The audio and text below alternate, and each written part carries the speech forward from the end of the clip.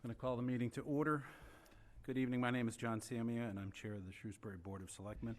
On behalf of the Board and the Town Manager's Office, I welcome you to the Beale School Reuse Public Hearing on the 7th of December, 2021. Tonight's meeting is brought to you by Mark Serra, Liz Poplowski, Krista Fogg, and Paul Gustafson of the Shrewsbury Media Connection, and Greg Marceau of the Shrewsbury Public Schools. Thank you for all of your efforts.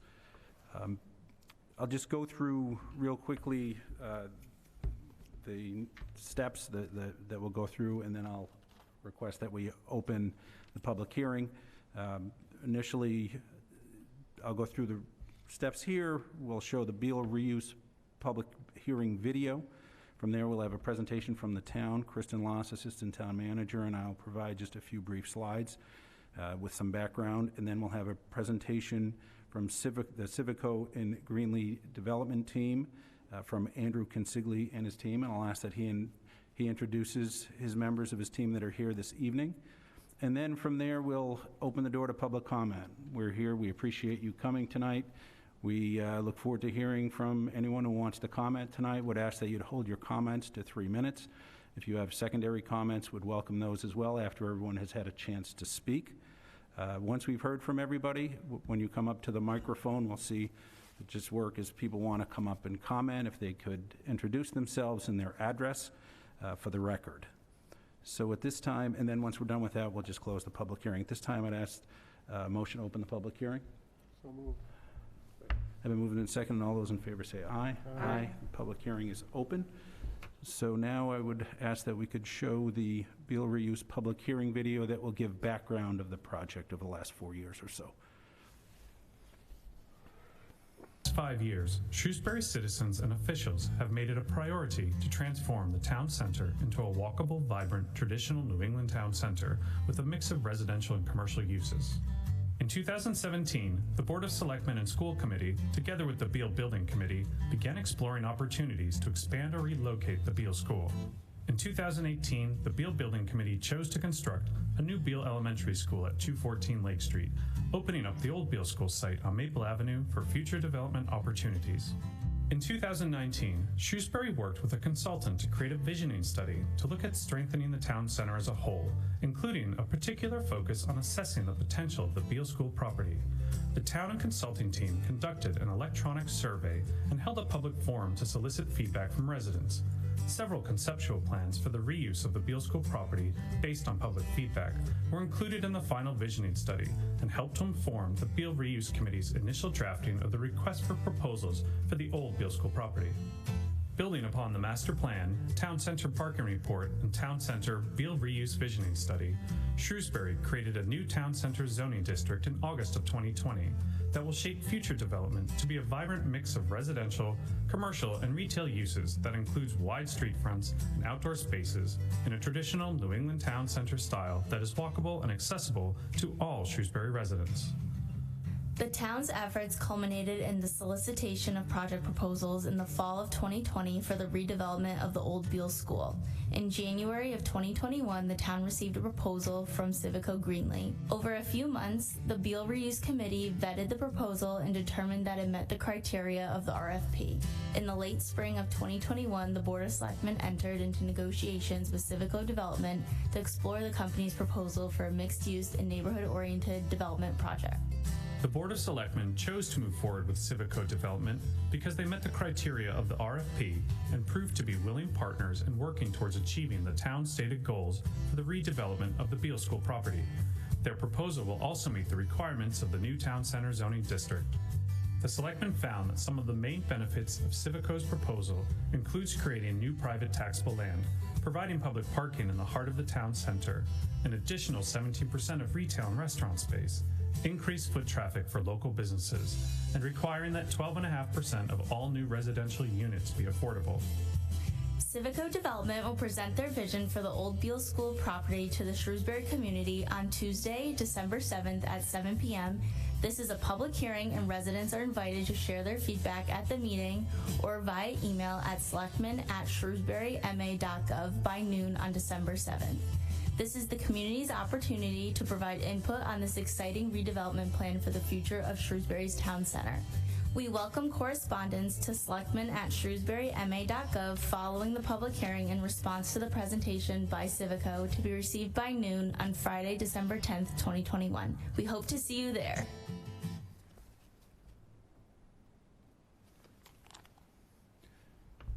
Great. Thank you. So the next item that we'll go through is now the town's presentation.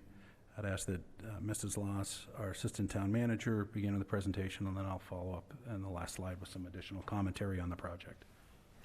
Great. Thank you so much, Mr. Samia, and welcome all. I'm so glad to see so many faces. I'm glad we moved the location to make sure that we're all safely social distancing and we hear your comments and feedback. Also, just like to introduce the Director of Planning and Economic Development, Bernie Cahill, who's been an integral part in this Beal reuse process as well. For those of you who are watching at home, the slides that we're going to show tonight are posted on the Board of Selectmen's website, right on the homepage, as well as the video. So, and those of you who are here, if you'd like to revisit those slides over the next few days, you're welcome to do that at the Board of Selectmen's website. It was stated in the video, but I would just like to go through briefly the timeline that the town of Shrewsbury has taken since we received a proposal from Civico Greenlee. That was in January of 2021, nearly 11 months ago. The Beal Reuse Committee took very careful evaluation of the proposal from January to March, and they provided a recommendation of a positive RFP submission to the Board of Selectmen in March of 2021, March 24th, and that is, it was in a public meeting in a public setting. The Board of Selectmen formally discussed that recommendation May 11th of 2021, and then also discussed in a less formal setting at a roundtable that was taped on June 29th of 2021. Since that time, we've had discussions and negotiations with Civico Greenlee, and this evening is culminating in a presentation that we're very excited to show the public and to provide feedback for this evening.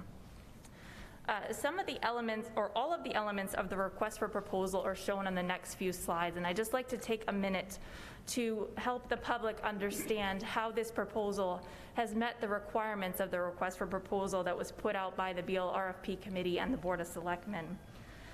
The first element was the overall character, and I'm not going to read these verbatim, as you can go back and review the slides, and it is above on behind us this evening.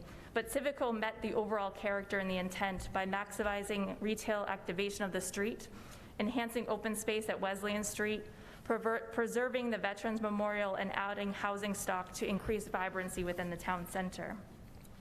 Regarding the use and overall design of the site, it is a mix of retail and residential, including 8,000 square feet of retail and 65 for-rent apartment units, including 12.5% of those units being affordable. Meeting the architectural component, the proposal is a building of a new structure in a character of the existing town center. Vehicular and pedestrian access and parking. The vehicular access will be off of Haskell Street. The pedestrian access will be to and from Haskell Street, Main Street, Maple Avenue, and there will be provided at least 20 new centralized publicly available parking spaces, which we've heard loud and clear over the past few years doing our various town center studies. Next slide. And finally, of the elements of the RFP, there's the next four that I'd like to discuss. So open space. The proposal showed that there would be publicly accessible open space provided along Wesleyan Street and Haskell Street, and additional open space around the World War I monument, as well as along the Maple Avenue frontage. The next element was drainage and utilities, and the town and the developer have discussed that the town has adequate utility capacity. That's water, wastewater, electricity, and the like. We reviewed the development applications, and the proposal conforms to the town center zoning district. If this were to move forward, there would be that public process with the planning board for site plan approval in accordance with the town center zoning bylaw. And finally, fiscal and financial considerations. The project is going to be adding $23 million in initial investment in our town center. And very conservatively, it will generate at least $150,000 to $200,000 annually in tax revenue. That does not include the revenue that we would receive from motor vehicle excise from the residents living there, from meals tax from the restaurant and the brewery that are proposed, as well as other investments that are proposed.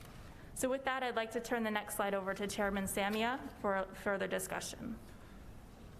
Thanks, Mrs. Loss. So what I'd like to do is go through several of these reasons in more detail. Some of them are self-explanatory, but to provide additional context, why we're excited to bring this to you this evening for your feedback. We're excited to present this project simply because we believe it will make a significant and positive impact to the town. We believe it meets the objectives that are based on community input and preference. There's a substantial investment being made on our behalf of $23 million, and we've received the benefits: improved aesthetics, retail of the type that many in town desire, additional parking, open space, and tax revenue that was just referenced, and the belief that this project will serve as the catalyst for future investment in and the development of our town center. We believe that this is a project that residents will enjoy and be proud of. Overall town center vibrancy with a balance of commercial, retail, residential, and green spaces. Simply put, we believe will be a great place to live, work, shop, and play, all in the same place. Mrs. Loss talked about additional tax revenues for the town. It turns non-taxable land into private taxable land. Also, as mentioned, it's expected to generate conservatively $150,000 to $200,000 of annual tax revenue.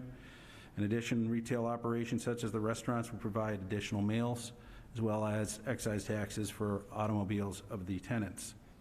The project is expected to spur economic revitalization of the whole town center, which ultimately will lead to additional tax revenues. We all know that additional revenues will enable services that will benefit all residents. It provides a destination for residents and visitors. As stated in the town's master plan, many New England communities have a town center that is the focal point of civic life, and this is certainly the case in Shrewsbury. The town center has a look and feel of a traditional village. It is seen as an area that should be strengthened, so it becomes more of a destination. We believe that the expected active engagement between the public space and the street and the inside of the retail space located on the first floor of the proposed project will be welcoming and inviting and create a destination of connection and community. Provides a built-in customer base for local businesses. In almost every successful town center, there is an active residential use, complementary to the scale of buildings that helps to establish the character of the center.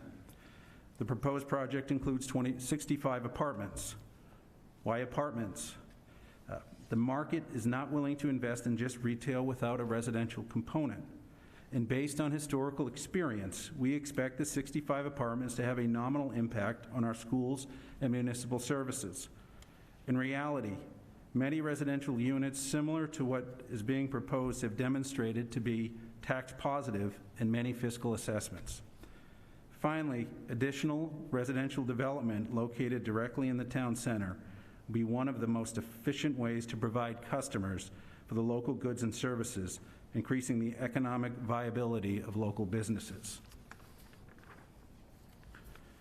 Revitalizes publicly available open space.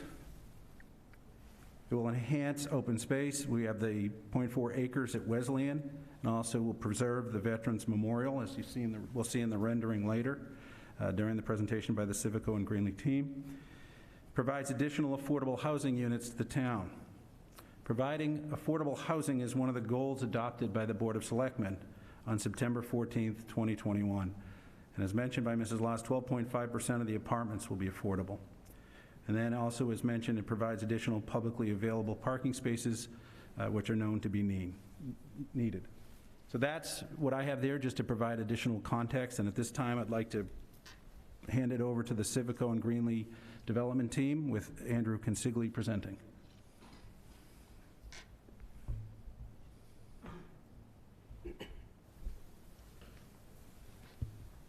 Can everyone hear me? Great, thank you. Thank you to the Board of Selectmen and the leadership of the town of Shrewsbury, and Kristen and Kevin. It's been a pleasure to work with you so far, and we're looking forward to the process ahead of us. We're really excited to be here.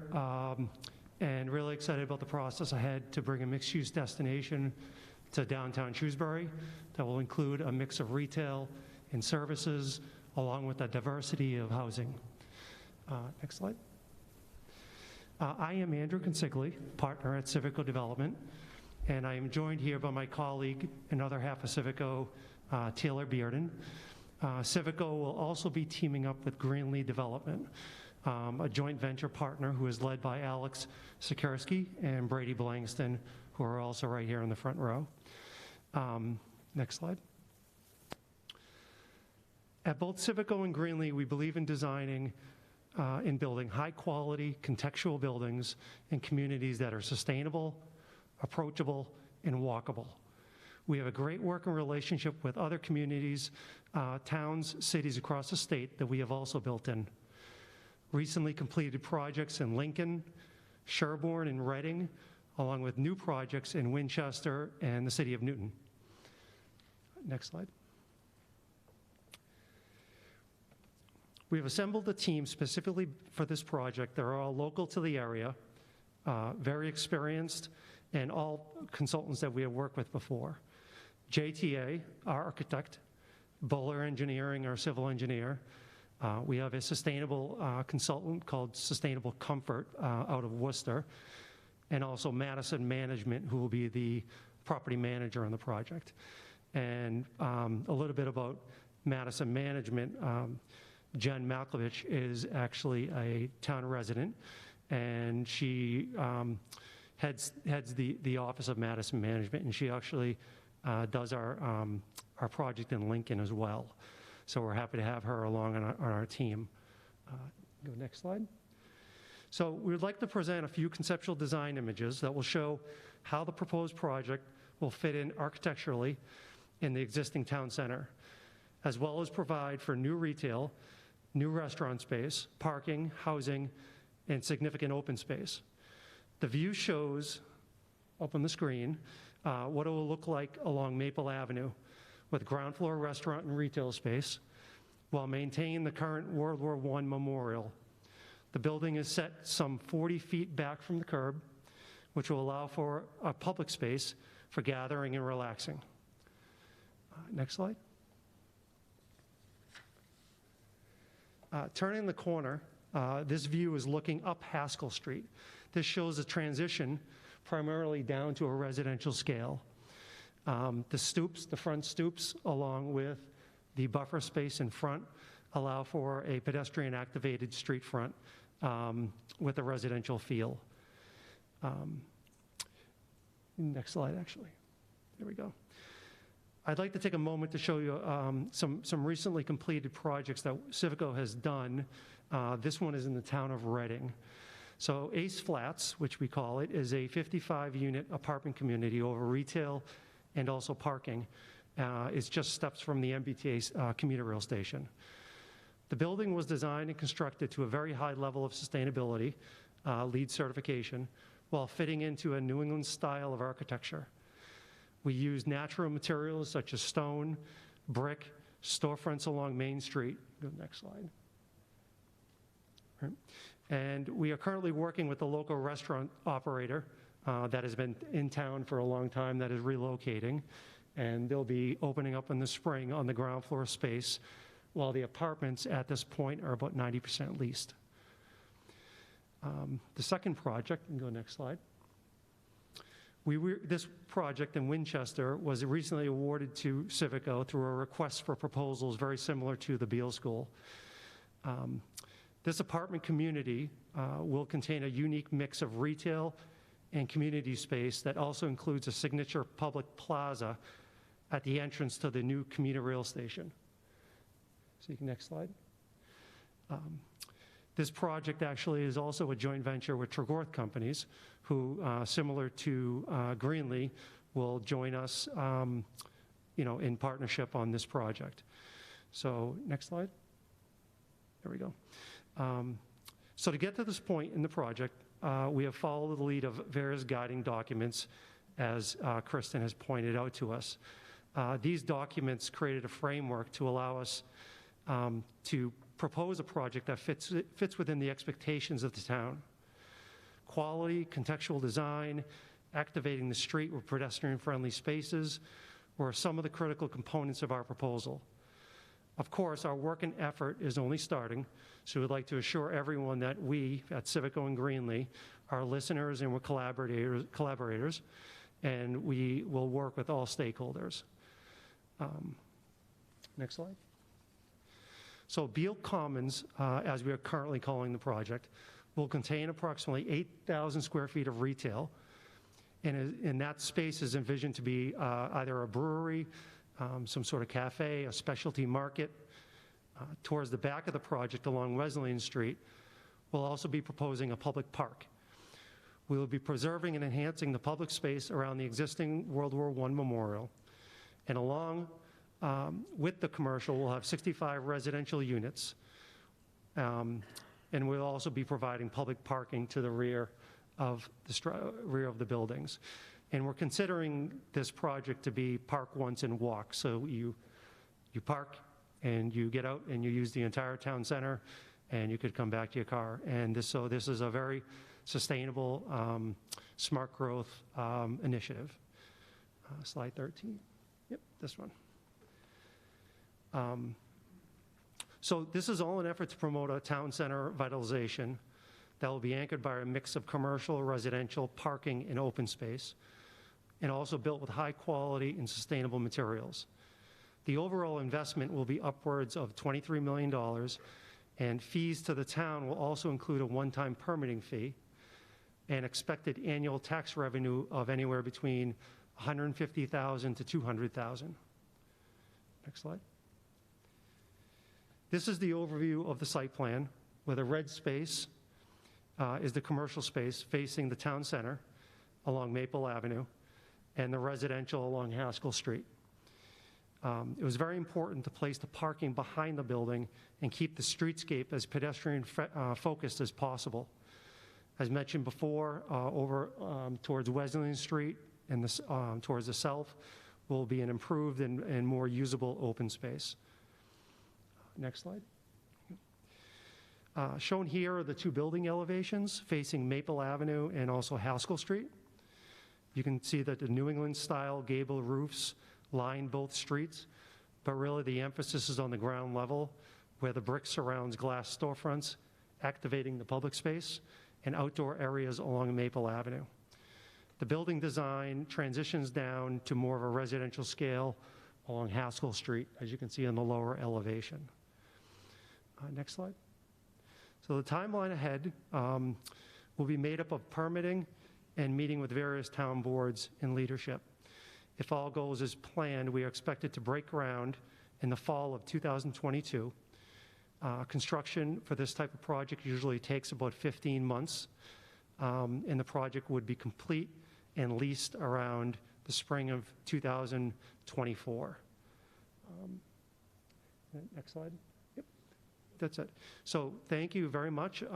We are very open to questions and answering any questions that you have, and look forward of being part of the community for the foreseeable future. Thank you very much. Thank you for your presentation.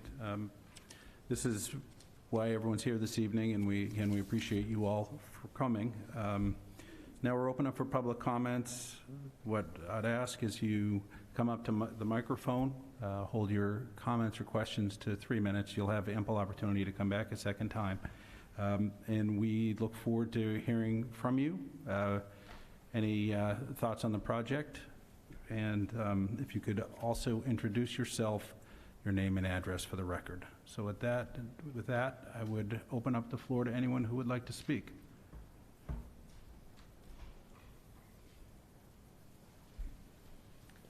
Hi, my name is Jen Luke, and I live at 10 Bluegrass Lane. As I think that, the proposal was very well done. I like to see that we're going to be creating, a better town center, but I also think that we have a town that's also bursting at the seams with so much construction that's going on with all of the apartments. And we have a very large community of children that really don't have access to a lot of activities in the town. We're constantly seeing kids who are, I have a middle schooler, 2 middle schoolers actually myself, and they're constantly walking to the town center, going to Dunkin' Donuts. They're exhausting the, businesses, and there's nothing for them to do. And I've actually formed a committee, and I wanted to talk about, the likelihood of maybe having a community center as part of the town of Shrewsbury. It's something that I thought about a couple of years ago, and the pandemic hit, and it just kind of derailed things a little bit. I think that there is a huge need for a community center, and not only just for kids to access, a place that any single resident in town could be able to go. And whether it's, an adult without children, and maybe they're going because they would like to get together with other adults. Maybe there's, a coffee shop they can get together with. A place where there used to be an organization that I was in charge of, the SCDC, for many years, and we provided low cost and free activities for, kids and their parents to connect. It would be a great place for the kids in middle school to be able to walk to after school. Tie in Shrewsbury Youth and Family Services to try to help with mitigating some of the mental health needs that we're seeing with children, and have them participate. Maybe I actually happen to be a clinical social worker myself, and provide for the mental health needs for the kids and the adults in the community, and have a place that would create quite a lot of foot traffic. And I understand a residential component doing that, but I really feel like having something where people in the community would be able to go, because these restaurants and stuff is a nice thing to have in town, but really, what are the benefits to children in the town doing that, and other residents in the town being able to have a place to connect the community? Because you're sitting at a restaurant, you're with the people you came with, it's not really connecting people in the town together. So I would love to see if there's a way to, think about how do we incorporate something like this into our town, because as we see from the Yuletide event that we just had, the community is really wants to be able to get together and have places to go and have things to do. And I think that we need to provide a little bit more opportunity for that. Thank you. Thank you.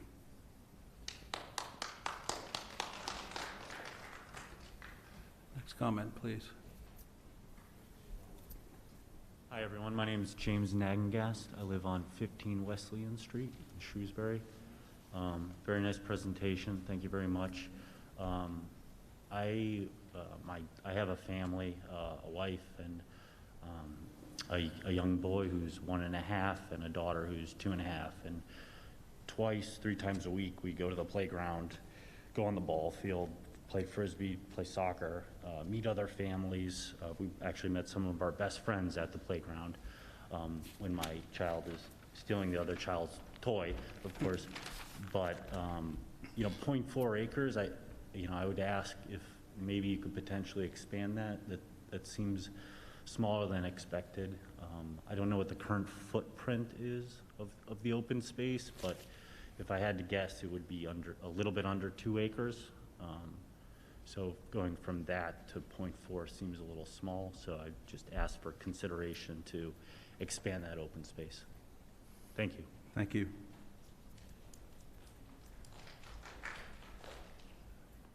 Hi, I'm Holly Reese. I moved here about 3 years ago for the school district. I am also a licensed special ed teacher and a licensed school counselor. And I'm part of the Community Center Committee. I moved here for the community. I fell in love with Shrewsbury. I also have been part of the override and put my feet to work and walked up and down these streets getting names and getting support so we could get the override. I like the presentation, although I also second the idea for a community center for the fact we do not have one. We have a lot of apartments, quite a few, but we don't have anywhere for the students to gather.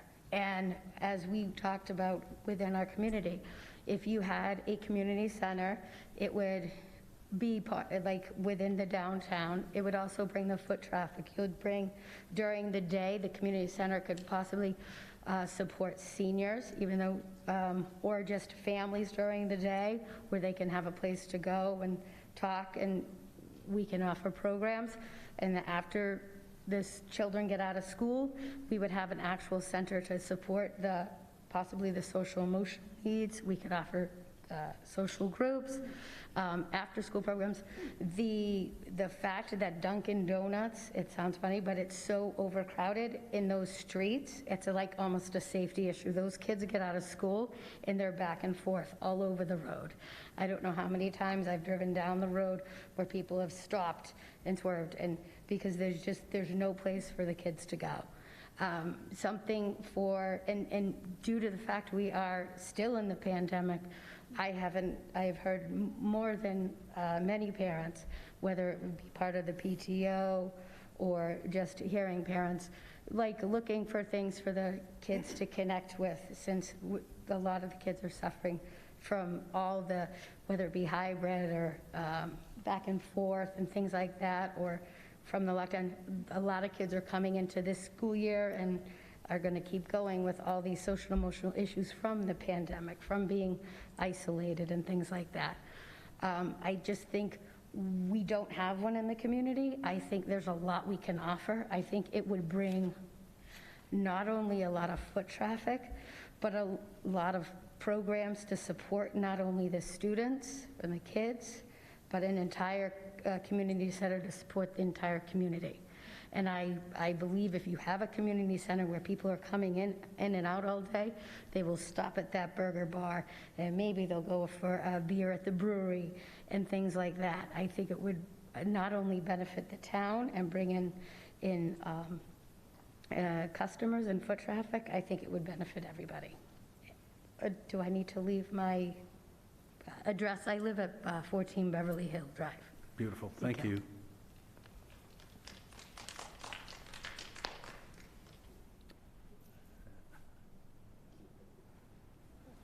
Go ahead. Everyone will be able to talk. So. Hi, my name's Lee Abdallah, and I live at 7 Orchard Road. And I had a question. The 20 public parking spaces are noted in the presentation. I was wondering what the overall count of parking spaces are, and how many of those are allocated for the apartments versus how many of them are allocated for the businesses that would be located within the development itself.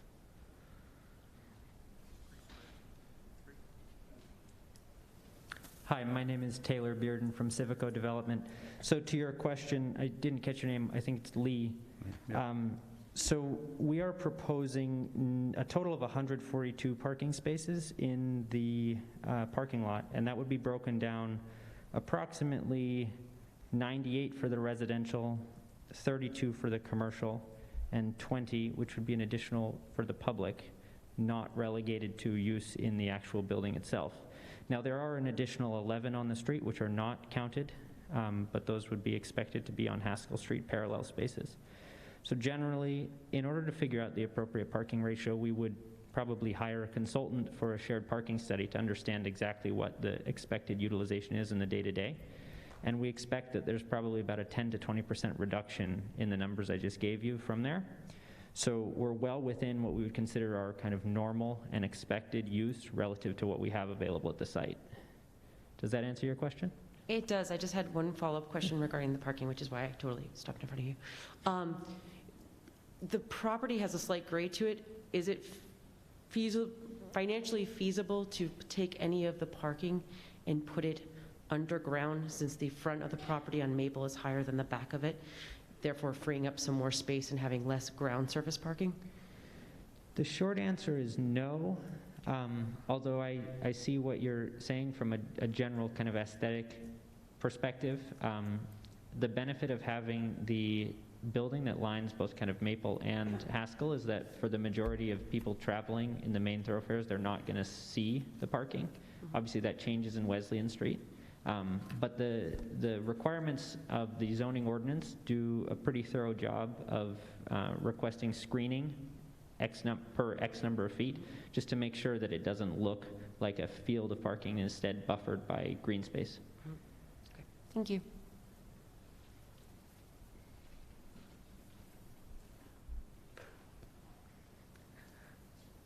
Hi, my name is Megan Gormley. I live at 41 Knowlton Ave. I have a 2-year-old and a 12-year-old, and we do go and play at the playground, and we have met other families as well. I just want to say that I think it'd be great if it was a little more space for kids to play, but what I really want to know is what your plans are for the existing open space. If you're telling me that it's 0.4 acres, what are you doing with that? So that's a question I have.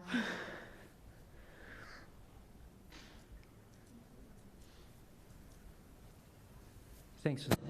So we would typically, at this stage, we don't have a very defined plan for what that open space would look like. And so what I can tell you is the community process that we'd kind of go through to figure this out would, in our minds, be mediated by the town administrator's office, because what we're really doing is we're creating a public open space that's not designed for us, but designed for the public. And so our job is more of a facilitator and developer of that space, not so much as the programmer of it. So I think that that's one opportunity we really have as developers to welcome public feedback, and I would just defer to the town in terms of how we actually are going to do that process. But in terms of goal, we're really here to create a space that works for the people who are going to use it. Great, thank you. I just want there to be grass and trees. That's my request. Please. Heard. Thank you. Thank you. Follow-up question. I was curious because I was listening. I like the idea of the free space, and I also wanted to kind of know what was going on with that free space. But I wanted to ask, in the proposal, in the development proposal, is there space in that building to possibly have a community center for Shrewsbury? And if, could anybody possibly respond to that?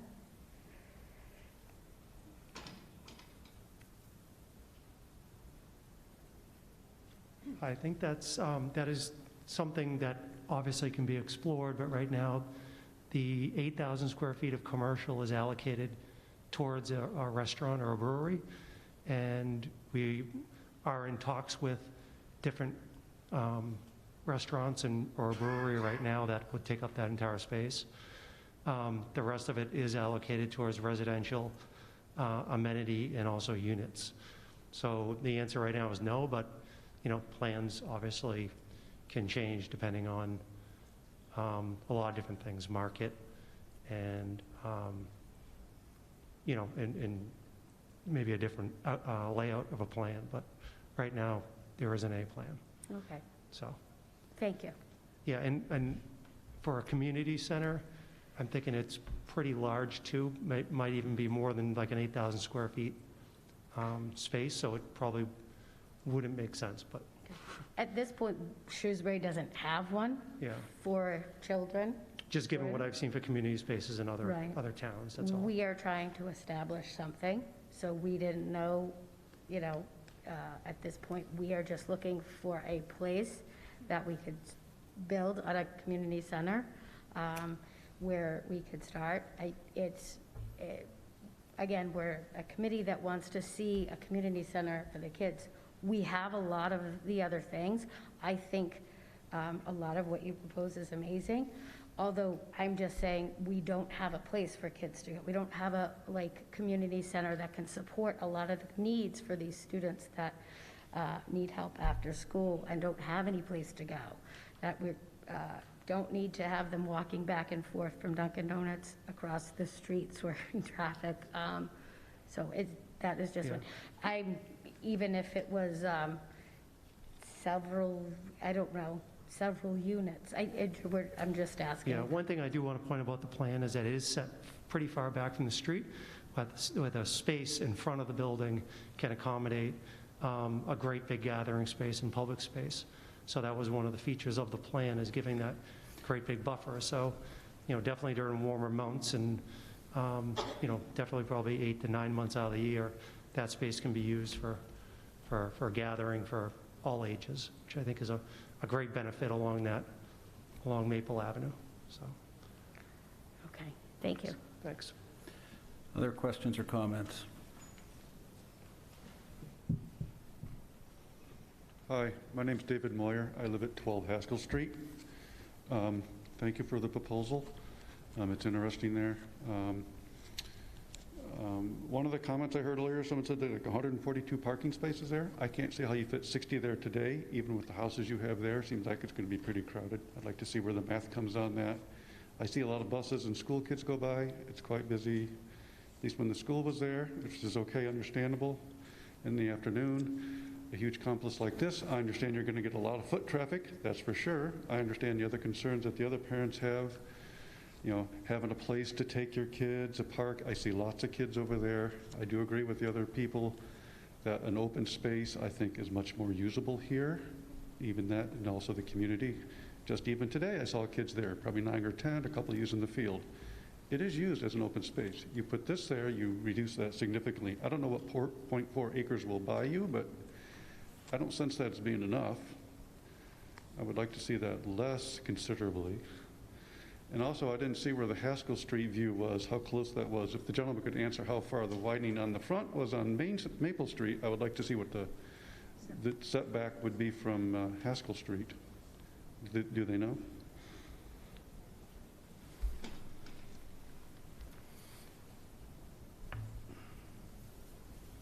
So if you go to the site plan, I don't think that the dimensions aren't on there, but it's about a 20 to 25 foot setback along Haskell Street, and then it's a 40 to 50 foot setback along Maple Avenue where the commercial is.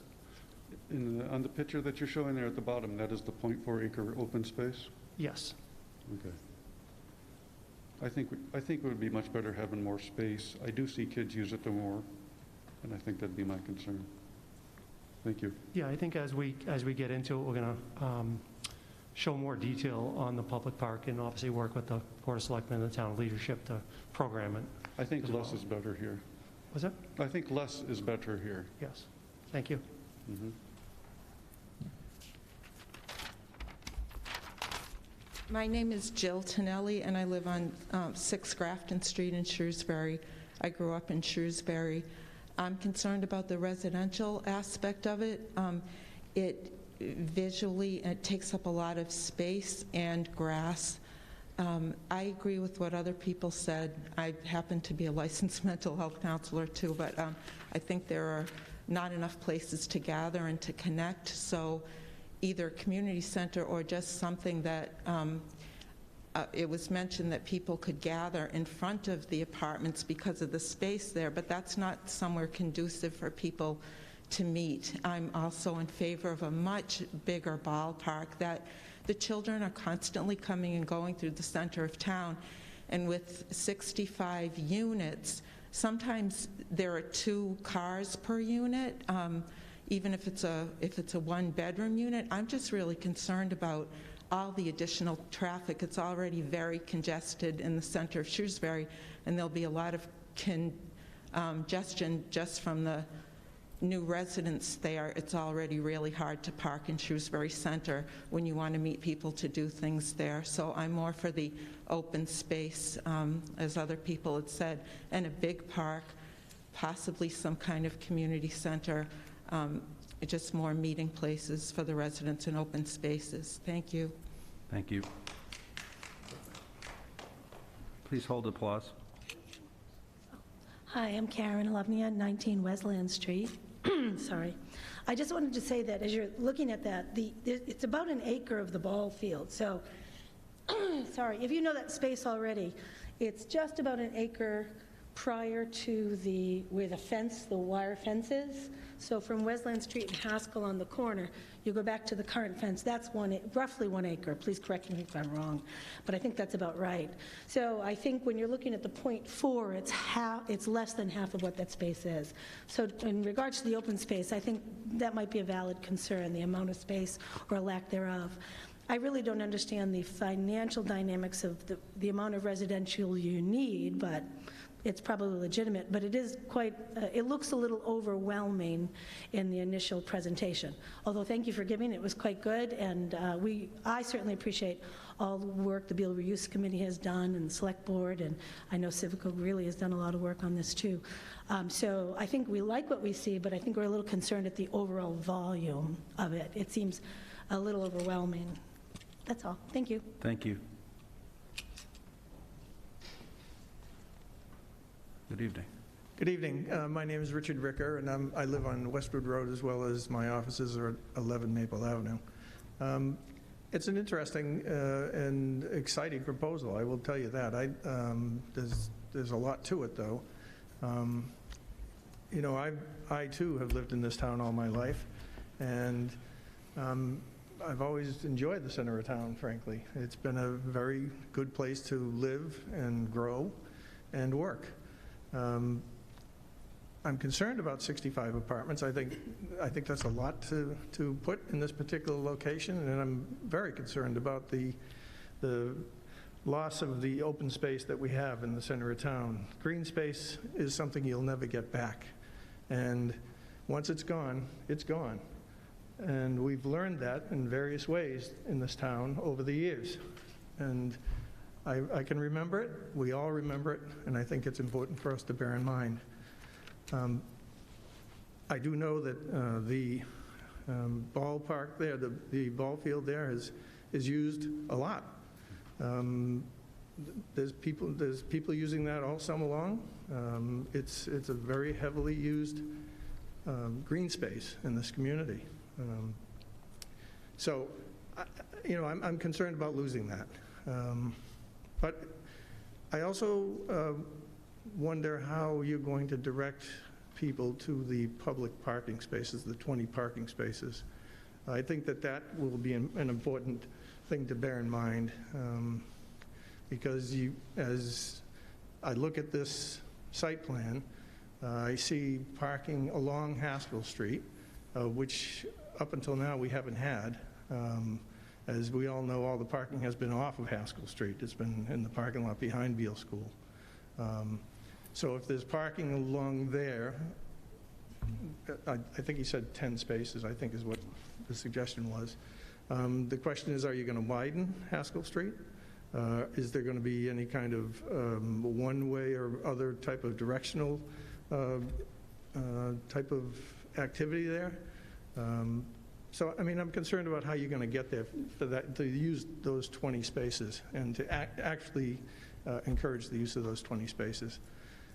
And as the previous speakers pointed out, I think that it's important to understand that 65 apartments at that location, I think you're talking about a sizable amount of, a number of cars that are going to be looking to park there. I mean, a lot of single-bedroom apartments have 2 occupants, and in this day and age, 2 occupants usually means 2 cars. So add it up. It's simple to add up. So thank you. Thank you.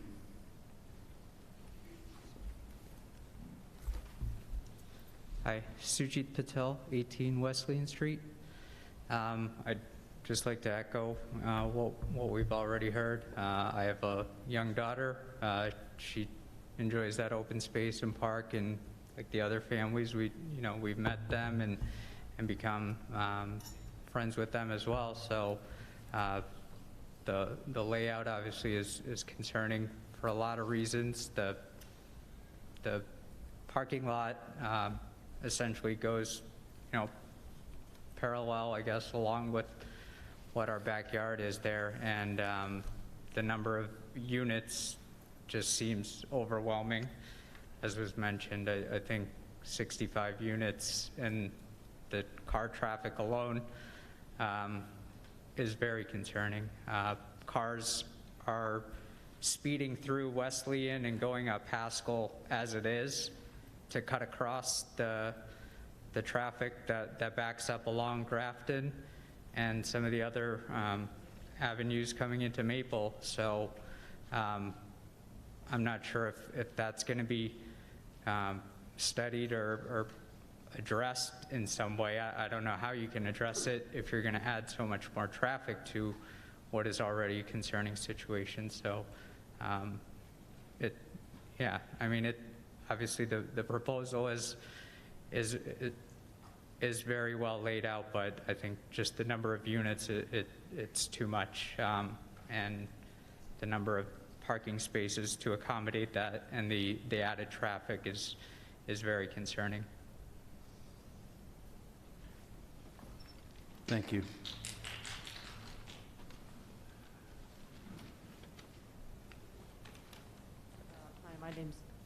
My name's Jendel Segno. I'm a resident of 552 Main Street, so I'm in the apartment abutting the property. So I had a quick question of, should this go forward, would the construction be limited to kind of daytime and evening hours, or would you be allowing for overnight construction? Mrs. Lux?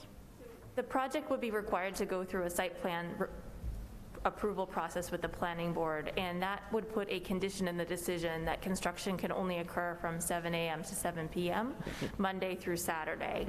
So there may be a chance that there could be an off-hour type of construction if they're doing a long concrete pour, or if there's something where they need less traffic in the area, but the planning board is very strict on those timings, and we coordinate with the police department and other departments. So hours of construction are very important to us as town administration and whatnot for residents' harmony. Great, thanks, because the road construction was going a lot later, so I just had that concern. I guess I also just wanted to echo some of the concerns people raised. When I came in, my main concern was that there wasn't going to be sufficient parking assigned residentially for the number of units, but it sounds like you really are, but it just is, as people have said, it's an ambitious number of units to try to get in there and then have all this parking, and it really is cutting into the expensive. I would like to see more open space. I don't have kids, but it's obviously a valuable part of the neighborhood.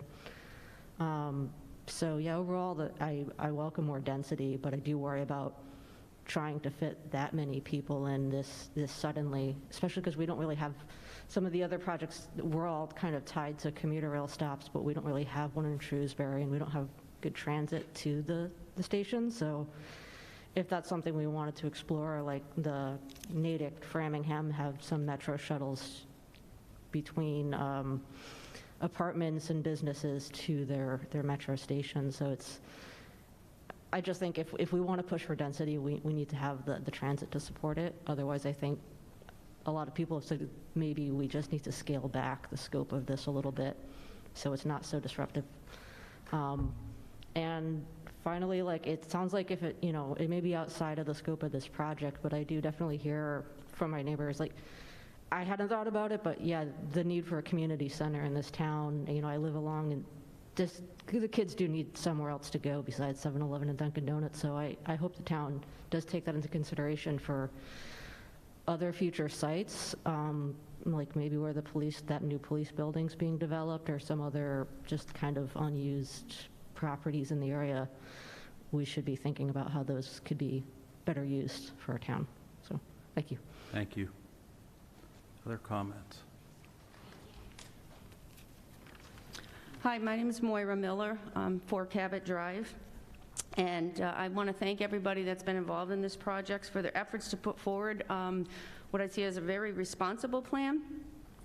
I am a member of the Shrewsbury Town Center Association. And if I could just take a moment to read the mission of SDCA. It is to improve, enhance, and foster economic and cultural development in the town center district. SDCA is committed to advocating to advance the development of the town center through thoughtful planning and support to create a vibrant town center by attracting businesses and enhancing the quality of life for our residents.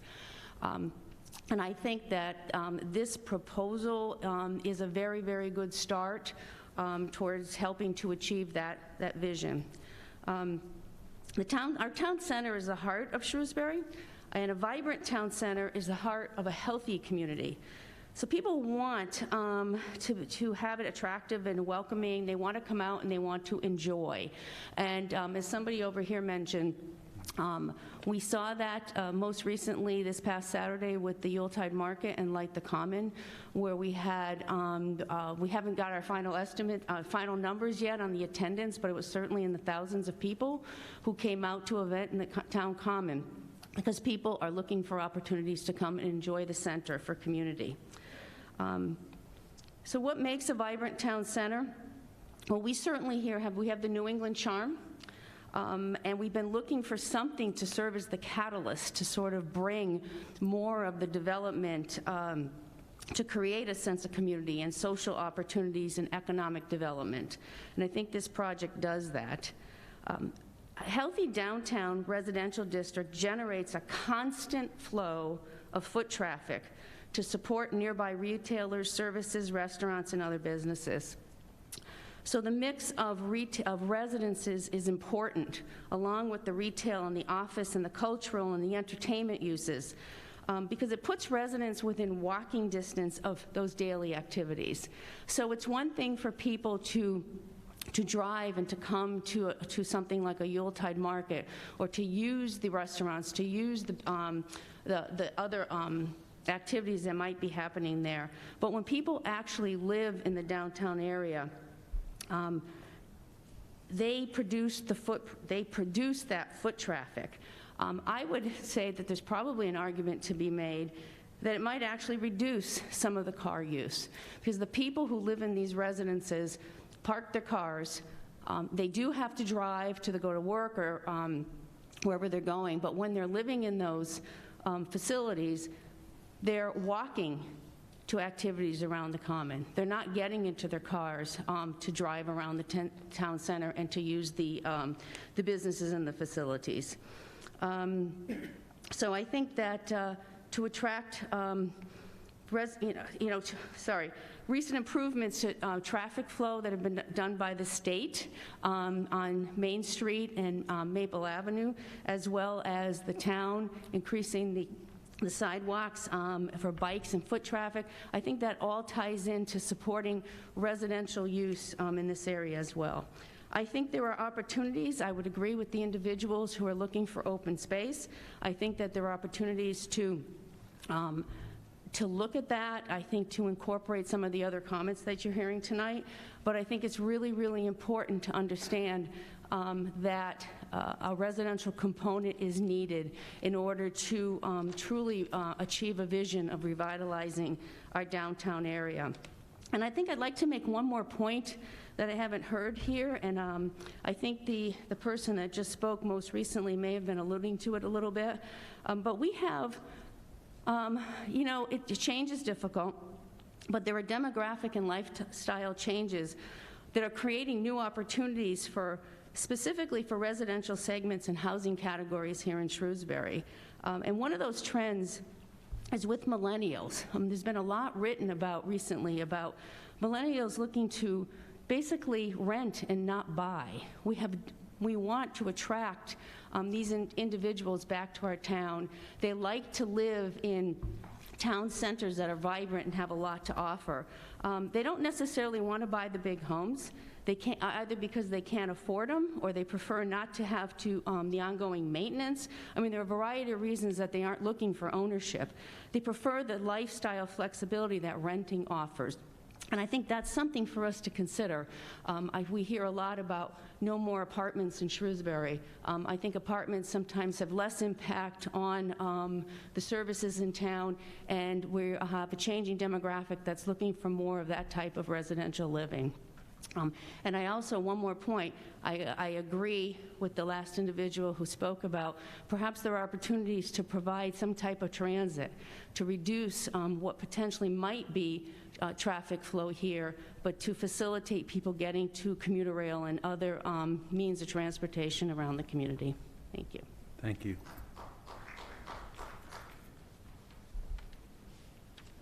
Hey, Jason Molina, 31 Worcester Avenue. So several points, and one of the things I wanted to bring up was, as I'm hearing comments about the open space being lost about this project, one, personally, I mean, I certainly love open space, and I'm definitely an advocate of it, but as a town meeting member, voting along with my other constituents that voted along for the town center rezoning, we knew what we were voting for. We were voting for this property, along with other properties in a new geographic area called the town center rezoning, that this property would be part of that solution to have more of a mixed-use space, to bring more tax revenues to the town in order to revitalize the town center. So while I'm sad to see a large open space parcel go, and also a historic building go, I am welcoming this personally as a project that's hopefully goes forward in its design. I think to allay some of the concern about the open space because you really have two pieces there. You have a playground, and you have a ball field. In my view, I would imagine that the playground could probably fit in that 0.4 acre space if we were to continually to advocate for that to continue on. So I think not through the construction company, but continually making sure that's a comment that we bring into the planning department or Board of Selectmen in terms of when those public comments are welcomed to hear about ideas for that space. Now, to address the ball field being lost, we do have already play fields not too far from there, right? On Municipal Drive and Maple Avenue. And if particularly being a softball or baseball field is of interest, you have an opportunity to readdress those spaces and to say, where do we need another baseball or soccer field or other recreational opportunities? You can go through the Parks and Recreation Department to bring that up. You can go to the Community Preservation Committee to bring that up. So there are avenues to channel that interest. But again, reminding this parcel is part of that town center rezoning, is part of our plan that we approved. So that's my comments about that. Now onto the comments that I had originally thinking coming into this meeting. A question about the design. Were the renderings that were shown on screen, are they an accurate representation about the design elements? Being the gray, like the gray coloring, and I don't know if that's vinyl on the outside. Is that a good representation about what we're gonna see? Yes. The material palette is going to consist of red brick. You'll see on the left-hand side. And then above that, it's going to be like a siding material that's what's called a fiber cement, a hardy plank. It's a composite material that's much more durable than like a vinyl siding. So that's going to be used throughout the project in addition to the brick that you see on the left-hand side there. Okay. And then the center building where you see that's, oh, thank you. So that's brick facade along Maple Avenue. This here is going to be either a stucco or a hardy plank siding. And then this is also going to be a hardy plank siding, but much in a darker material to create some contrast. And then along Haskell, it's mostly fiber cement, hardy plank siding, and then you have brick on the base here of these buildings. So they are accurate representation of what will be built. Can I follow up to that? Yes. Thank you. So the reason why I ask about that is because in the bylaw that was approved to form the town center zoning, in there was language about design elements. And so, things like, as an example, in section J, building materials, subsection 4, bright colors should not be limited to, high intensity colors, metallic colors, or fluorescent colors should not be used. Let's see here, section before, okay, so you said no vinyl. There's other sections here, but relative to dormers and talking about the windows and how they design. So not getting into all the details, but just in my appearance and lay appearance of looking at that and seeing what's written here, I don't see a match. So I think there's an opportunity to revisit the word of what we have in the bylaw approved versus what comes out to be the final design elements. Absolutely. These are beginning drawings, and I think we'll continue to revise them, and looking at a document like that will definitely help. So we will. Thank you. Okay, thank you. Yep. Thank you. Any other questions or comments for those who have not yet had a chance to speak?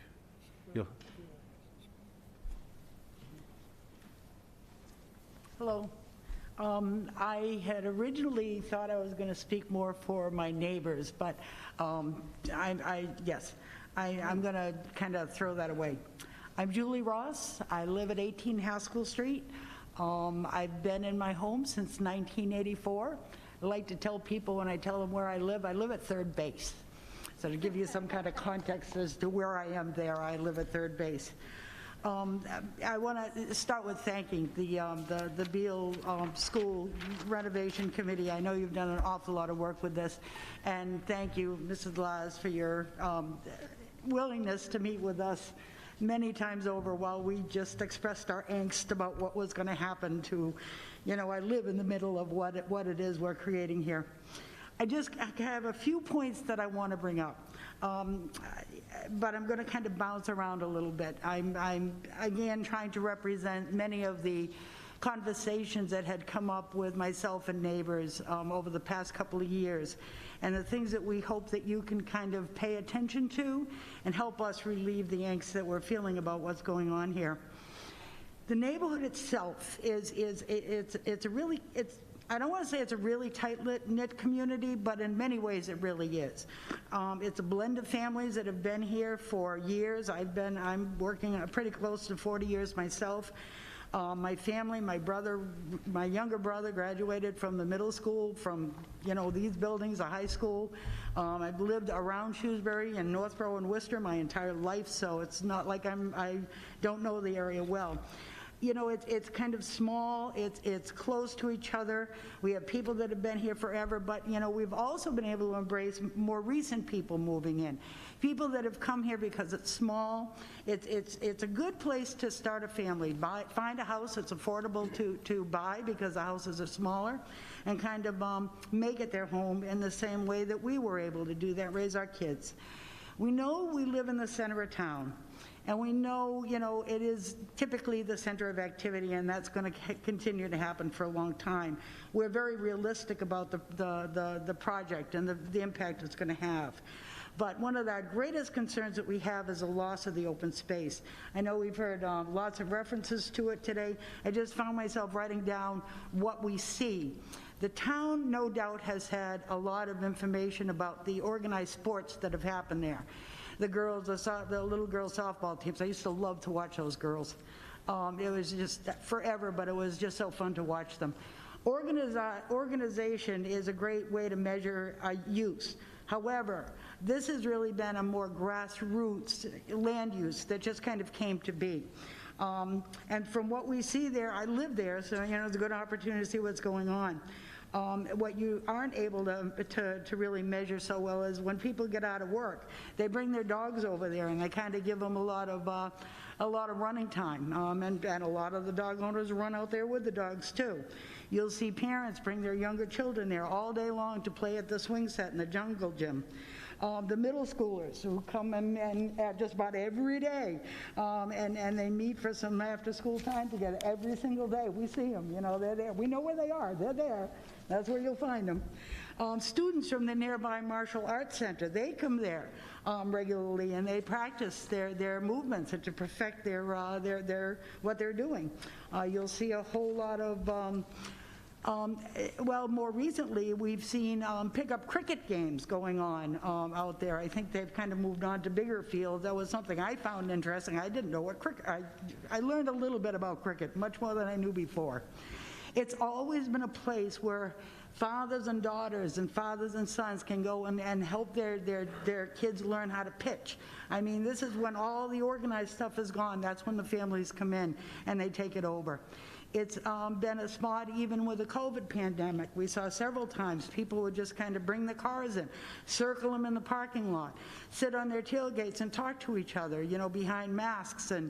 But it was a safe place where they could come and meet their friends, have a cup of coffee. It's organic, but it's very real. We see it all day long. So losing that open space is going to really, it's really going to break our hearts if you take it away from us. I also want to point out that there are some land use issues with kind of preserving that open space as well. As you're adding more buildings, you're adding more structure, and all the rain runoff that's going to come from that is going to flow downhill. That's what water does. And I know you're figuring the water flow and all, but there's something to be said for having pavement that's not there, or at least a permeable pavement where some of the water can get through, that it can recharge our aquifer, that we can, I know recently Shrewsbury has tried to do some things about improving some of the water resources. But we have seen water conservation restrictions going on for many years now, suggesting that in this case the town might benefit from taking an opportunity to improve its water management and not paving it, and adding that much structure for that much additional runoff is going to make a difference.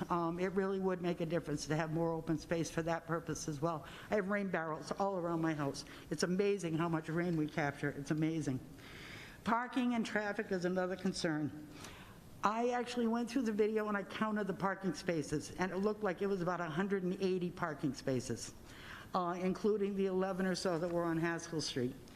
That's a lot of, again, paved spaces. But the design itself, I don't know if you want to show it there, the overview where you're looking kind of down, and yeah. If you look at that, I guess I should back up for a second. I've had 2 careers in my life. I drove for a living. I have a commercial driver's license that kind of overlapped while I just recently spent 25 years working for the state. I just retired in January. And having a commercial driver's license, I'm looking at that parking lot and I'm saying, where are the trucks going to go to make deliveries? That's going to be an issue. You're going to have cars that are going to park in there, 180 of them. Maybe they're not all going to be there at the same time, but they're going to be there. So I'm assuming that that rotary-like area in the middle of that is going to be for the trucks to come in and make their deliveries. All it's going to take is 1 or 2 cars parking on one of the corners.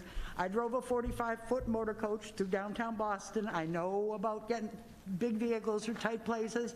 My husband, retired trucker, 75 feet bumper to bumper through the Bronx and New York City and other places.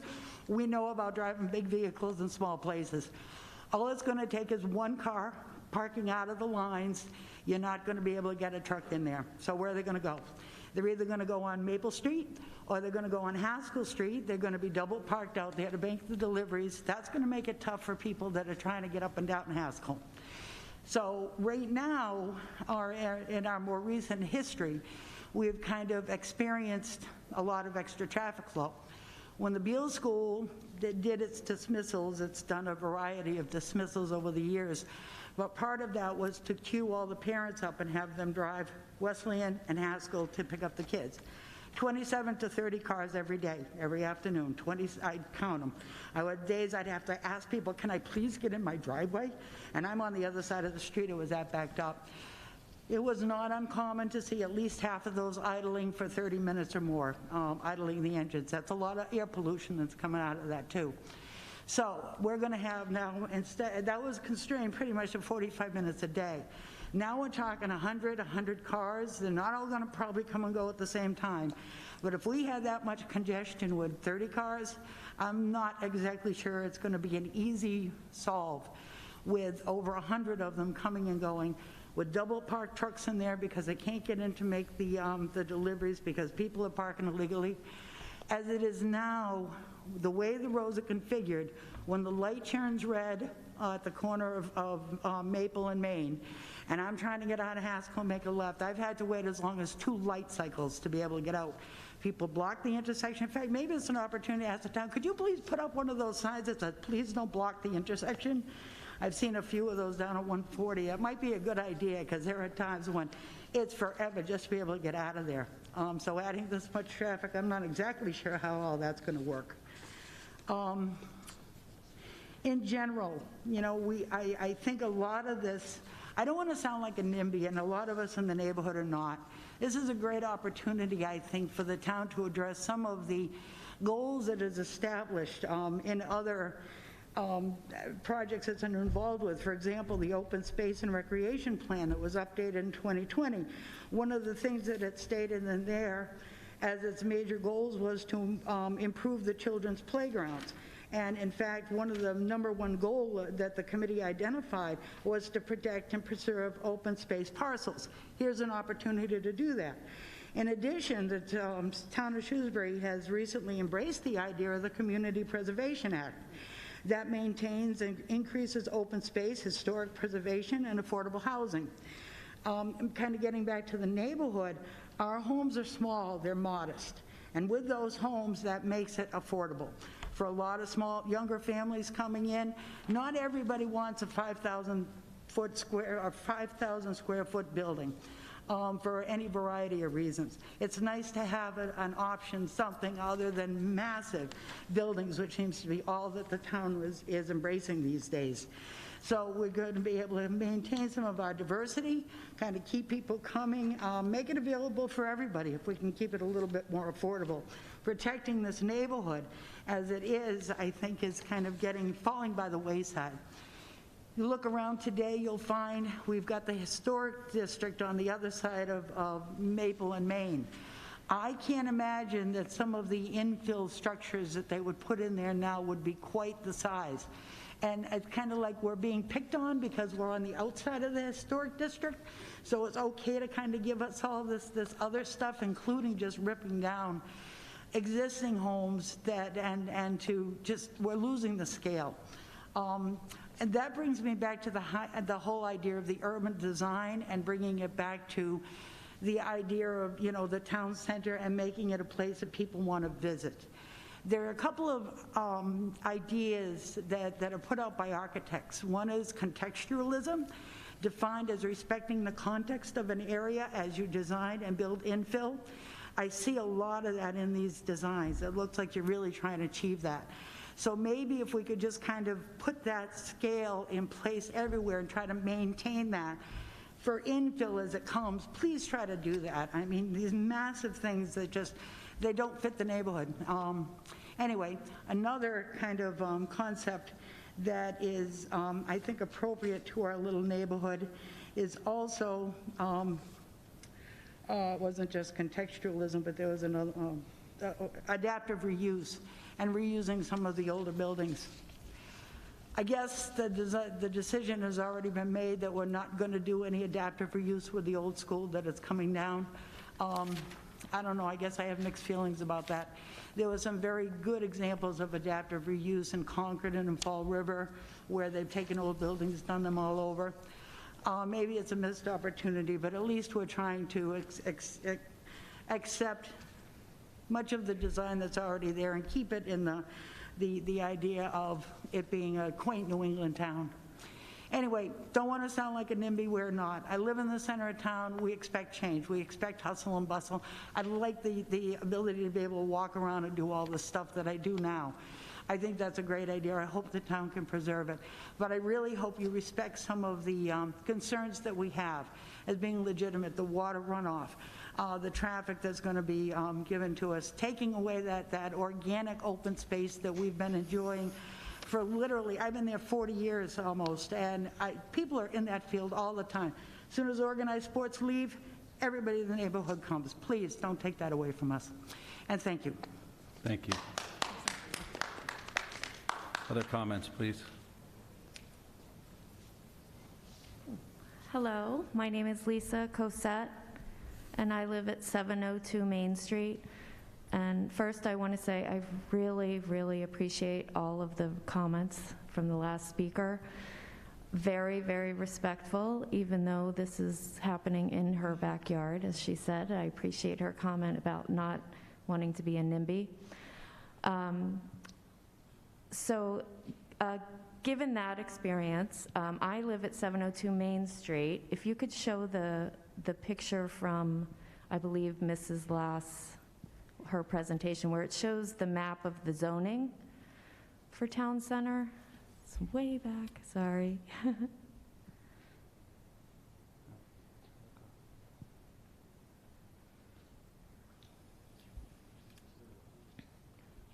At the beginning, perhaps. It could have been Mr. Samia's. It's in the video. Oh, it's in the video. Well, maybe you could find it and pause. I just want to give a different perspective. I do not live in the area close to this project, so I'm not in its backyard.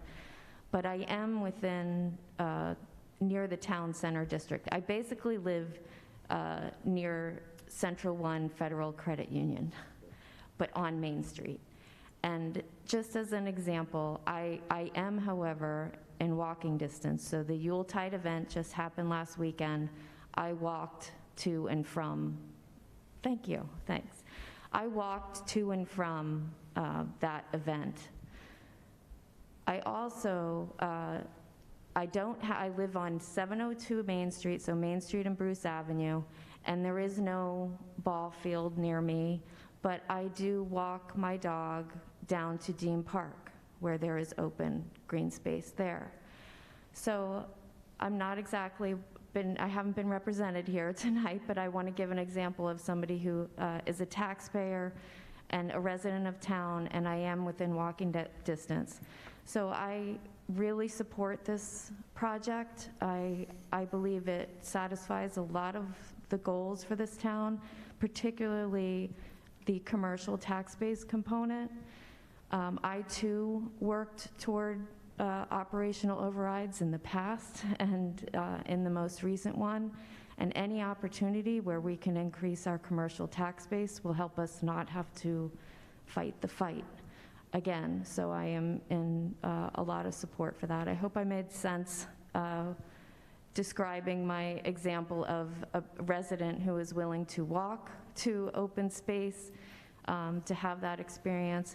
And also one other thing, I do agree that a community center or a building to hold community events is needed in the town. However, I do not think it is this project.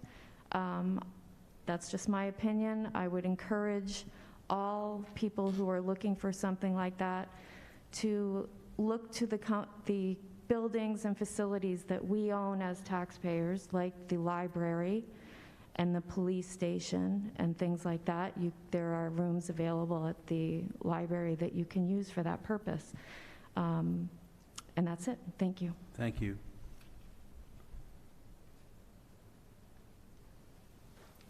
Good evening. My name is Brian Hudock. I live at 15 Francis Avenue. I've actually spent more time at the Beal property this last year than probably my entire 8 years I lived in Shrewsbury. I taught my daughter and her fellow second grader softball there on that field. So apologies for people on Wesleyan and Haskell Street. There's probably at least a few stray softballs that came in everyone's yard from us. Our fault. At first, I would say I was pretty skeptical about this proposal, but seeing the big picture and sort of the need to revitalize the town center, I do support it. My two general comments were, as someone alluded to, softball space and baseball space seems to be at a premium in our town. We do have a lot of green space, but it would really be good to know if we can add in at least one softball field somewhere else in town for losing this one. It was a pretty big constraint in our experience as far as finding practice and game space. And second, I know a big part of this proposal was around preserving the Veterans Memorial and keeping it intact. I guess my general comment is that it's intact now, but it's very isolated from pretty much anything. I was there for the Veterans Day ceremony.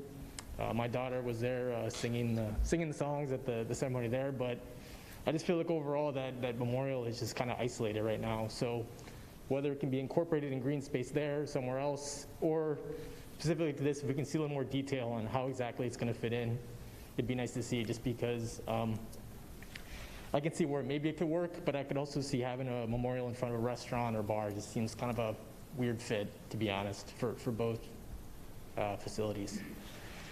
And that's my comments. Thank you for the proposal. Thank you.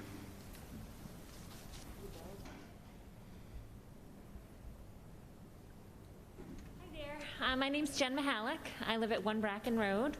I'm actually with Madison Management, and I work with Civico currently in their Lincoln property. And I just kind of wanted to make a couple points from sort of a property management standpoint. In town, we do have a lot of apartments. Many of them are much larger communities, 200, 300 units. My company actually specializes in more of a boutique-style community, such as this, under 100 units. And I think ultimately what we'll find with a development like this is that a lot of folks that already reside in town, whether they're in their 50s, 60s, or 70s, and they're selling their homestead, they raise their children in, and they want to keep roots in town, in the heart of the center. folks that are getting divorced that want to stay in the same zip code often struggle to find something locally. So I think that having something like this in the heart of our community, you know, a lot of times there's a concern about driving more school-age children into the zip code where our schools, as we all know, with the overrides that we've had and tax revenue to keep the activities and luxuries that we have going. I don't think with a project like this, in my experience, I've been doing this for over 20 years in property management, a lot of those years specifically in this zip code. Parking is another point I just kind of wanted to bring up with the pandemic.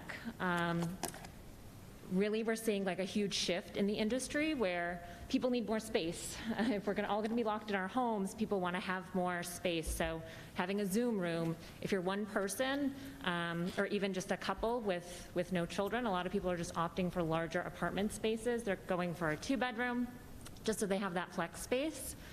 So as far as parking goes, we're definitely seeing the trend where it's often just one person in a 2-bedroom. So as a resident of the community, I've been in this community for 12 years. My kids go to Oak and Sherwood. I am super excited about the probability of having some fun stuff right downtown. I can tell you that on a typical Saturday, I zoom to Shrewsbury Center, grab my Dunkin' coffee, and then I leave town. I might go to Hudson Center, get breakfast there, walk around the shops with my kids or my girlfriends. I might go to Worcester, to the new Canal District. I'll go to Birch Tree Bread. I'll go to Crompton Collective, and that's a fun, fun Saturday, Sunday event for us. I'm not finding myself staying in Shrewsbury and doing those types of things. I might go to Westboro Center, go to the consignment store, walk around down there, grab a coffee. So I really love the prospect of just being able to zoom to my town center, maybe getting coffee with a girlfriend in this new community, zipping across the street, getting my nails done, picking up my dry cleaning, and zooming home. So thank you. Thank you. Any other comments? Good evening. My name is John Chabelli, and I live on Knowlton Ave, a couple of blocks away from the project. Generally, I'm in favor of the project. I applaud the reuse committee. I think they've done good work. I applaud the town selectmen. I think we're off to a good start here. We do need to think thoroughly about how we use that property, and I think that this is a very good start. Seeing what I've seen tonight, I do have a few concerns that I think, am I correct that during the site plan review process, there will be opportunity for public comment and input? Okay, and that should not happen. It's going to be a few months before anything gets proposed to the planning board? Okay. Yes. And abutters would be noticed 300 feet within the property, as well as formal notification in the Worcester Telegram and on our website. So full notification would be available in a public hearing. That's what I thought. So there'll be time for more detailed comments. A few thoughts off the top of my head. Living in the center of town, I think everybody knows, it has a great quality of life. I mean, I've counted, I think I can walk to, one time I counted 17 to 20 places I can walk from my house on Knowlton Ave. Post office, my dentist office, the town hall, a church, Paquettes, the library, plenty of places to walk. So I think we have a good quality of life in town. In the center of town, it's not perfect. There is a traffic issue, and I remember a few years ago when the town main intersection was expanded and improved. I think it was the former town engineer. I think his name might be Ed Holland. I might not have that right, but somebody said in a public hearing, when you expand the roadway, it's like creating a pathway for more water. It will bring more traffic through town. I don't know if that's been considered a success, but I think we all know there's a lot of traffic that comes through town. It's inevitable. We just really have to live with it. One unfortunate byproduct in the 20-plus years I've lived on Knowlton Ave is Knowlton Ave is a convenient workaround to the traffic light in the center of town. And there are many people, many local residents, unfortunately, who drive excessively. They drive at excessive speeds down our street, down other streets. Maybe we're all guilty of that on occasion, but There is a traffic issue in the center of town. And seeing what I see on the project here tonight, the schematics, you know, I do have some concerns. Wesleyan, if you know the streets, Wesleyan is completely different than the street that I live on. The street that I live on, our houses are set back a little bit. On Wesleyan Street, the houses are right there, right at the street, and there's not a sidewalk. I don't believe there's a sidewalk that goes from Grafton Street all the way down to Wesleyan Terrace. There are sidewalks, some sidewalks, but it's a very narrow street, and it's a challenge. That challenge during the wintertime. And one change that's occurred since the opening of the Beale School, I think that there's much less frequency of school buses coming through the center of town now because the old Beale School is offline, so that's a benefit. But obviously, traffic is going to be something that we have to deal with.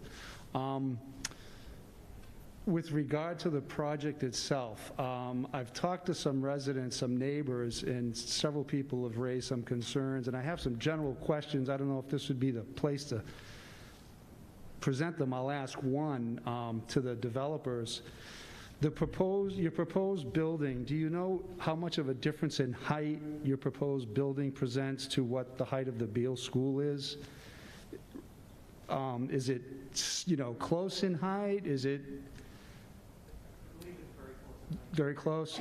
Very close?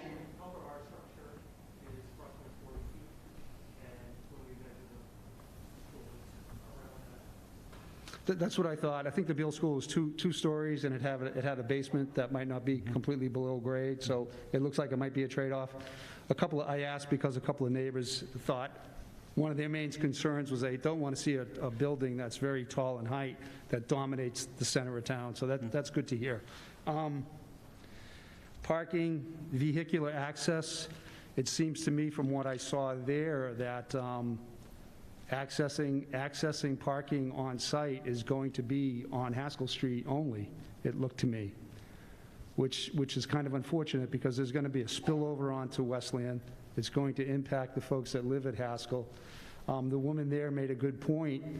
If the town officials don't know it, traffic backs up in all directions from the main traffic light in the center of town. On Grafton Street in a northerly direction on some weekday mornings and weekday afternoons, it backs all the way down to Municipal Street sometimes. I know I come back from the north sometimes and coming down from 290. I think we all know that that's an issue. I don't know if there's a solution to that. Something to be talked about. In the planning review process, can someone tell me if there's a likelihood that some sort of traffic study will be required?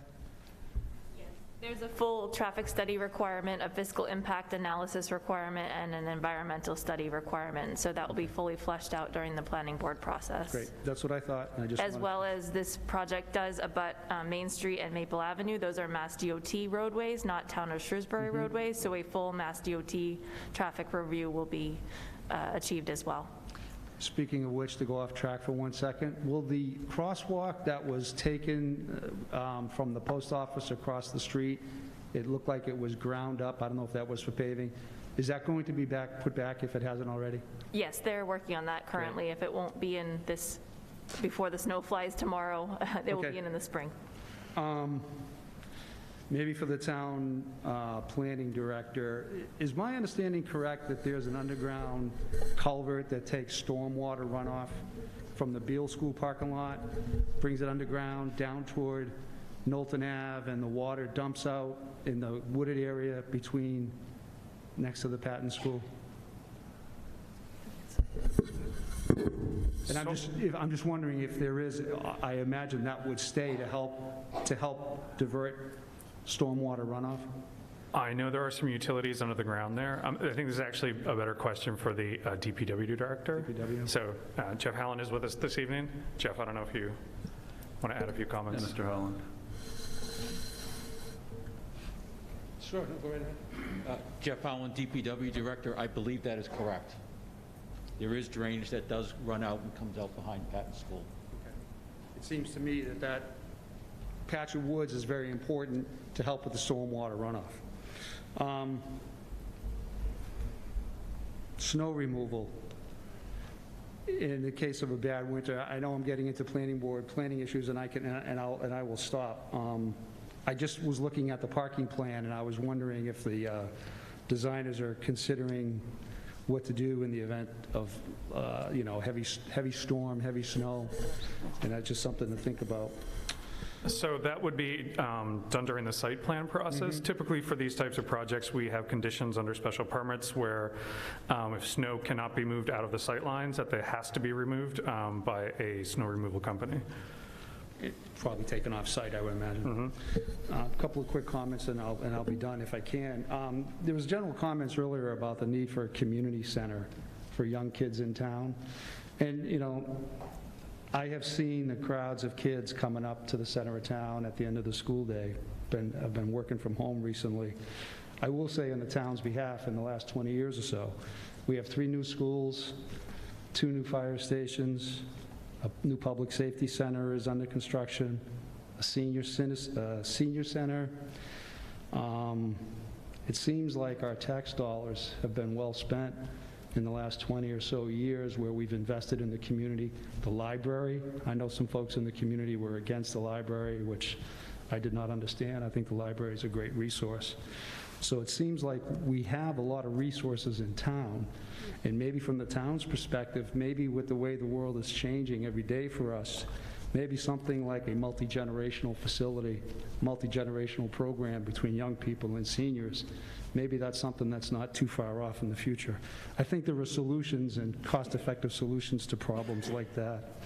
And finally, I was just taking some notes, and I'm happy to hear that there'll be further opportunity down the road. Oh, for the Civco folks, if I may, I'm a little familiar with your project in the town of Lincoln. I'm wondering if you folks are still involved in that project?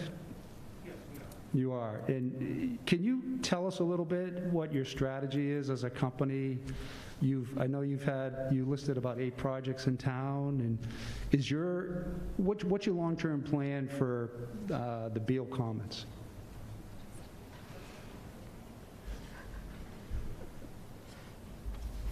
So our long-term plan is to be a stakeholder for probably the next 5 to 7 years. These decisions will get fleshed out during the development process because they're largely determined by the investor partners we bring onto the project. But it is, in terms of Shrewsbury, we would love to be a part of this community for a long time, and this is the type of environment where we like to develop, has the right, the right conditions, including very supportive town government, and so we hope to be here for a long time. Great, thank you. And one final question, if I may, and I think it's related to the Beale School project.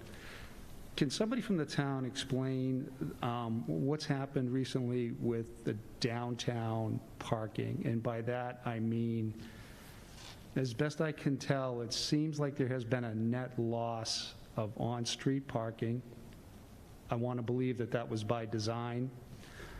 I think maybe sidewalks were widened with the hope that there's going to be further pedestrian and street-level interaction in the near future, which is working toward the goal of making the downtown more vibrant. I will just add it anecdotally, I'm an occasional customer at Shrewsbury Pizzeria, and I ran over there the other day. I drove over from my house, and I noticed when I parked to run in, I was then parked in one of the 2 lanes of traffic heading east. And it was the first time since the repaving that had happened to me, and I asked the proprietor, and I asked him what happened to his parking out front, and he said to me that he didn't know. Nobody asked him anything, and I it was just a quick passing conversation. But I thought, okay, it's just 2 parking spaces, but he's lost some parking. I think in front of the building on the block, or the brick building, one building in from the corner, there's also been some on-street loss of parking spaces there. I know the town is considering the former Empire dry cleaning lot, or I don't know if that's now gone past, but the town wants to incorporate public parking here at this project. Can somebody from the town just speak in general terms of if there's a net gain or a net loss, or what the strategy is behind parking downtown? And that would be great. Thank you. Sure, I can take that question. I'll be very brief, as I know there's other people wanting to speak. So, as you all know who drive through the town center, Mass DOT repaved the center this summer, and we took the opportunity to speak with them about the vision for the town center, the wider sidewalks, the conversations about shared parking agreements with property owners, and the revitalization of the town center.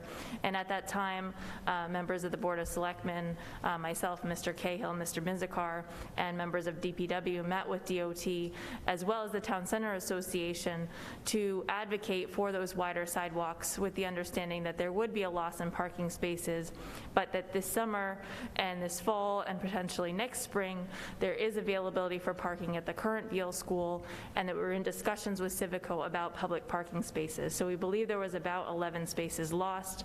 Civico is looking to put into 20 spaces. We're looking to work with the Town Center Association for shared parking agreements, and saw that if we did not take that opportunity to widen the sidewalks with DOT, really footing the bill at that time, that we would lose all opportunity. We did notify the businesses.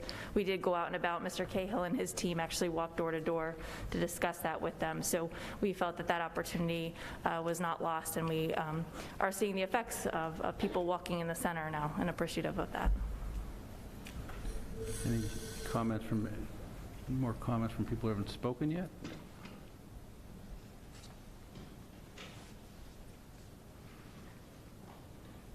Go ahead.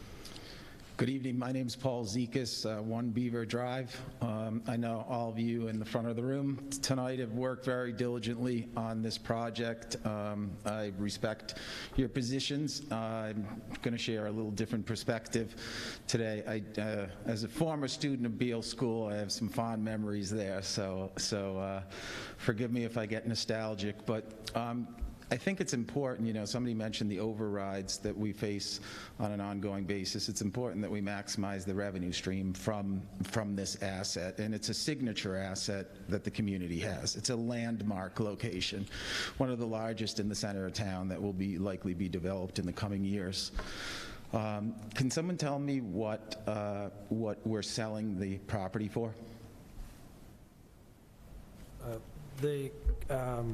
Current negotiations are $250,000 as a cash transaction.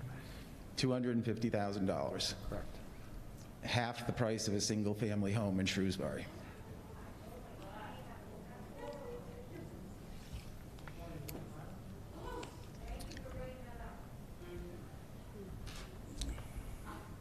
The acquisition price, although critical, is not the end-all and be-all. It is part of the transaction. But my concern stems from the company who's facilitating this project, right? They just said they're going to commit likely 5 to 7 years, similar to what happened in Spags when we had hundreds of rental units developed, and those were ultimately sold for tens of millions of dollars, right? So is there going to be, outside of taxes, will there be any residual income coming from the development at this stage, or is that part of the negotiations? What do you mean by residual income? So will we maintain any level of ownership in the project, or be negotiating a portion of their profits for our revenue stream over an extended period of time? That hasn't been discussed, no.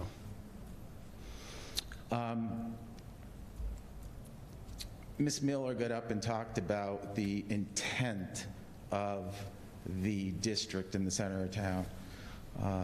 And I think those were very good points, because economic is critical, cultural is critical, social is critical in making it that piece a vibrant part of the community, which Shrewsbury is incredibly vibrant, and bringing that to the center of town would be phenomenal.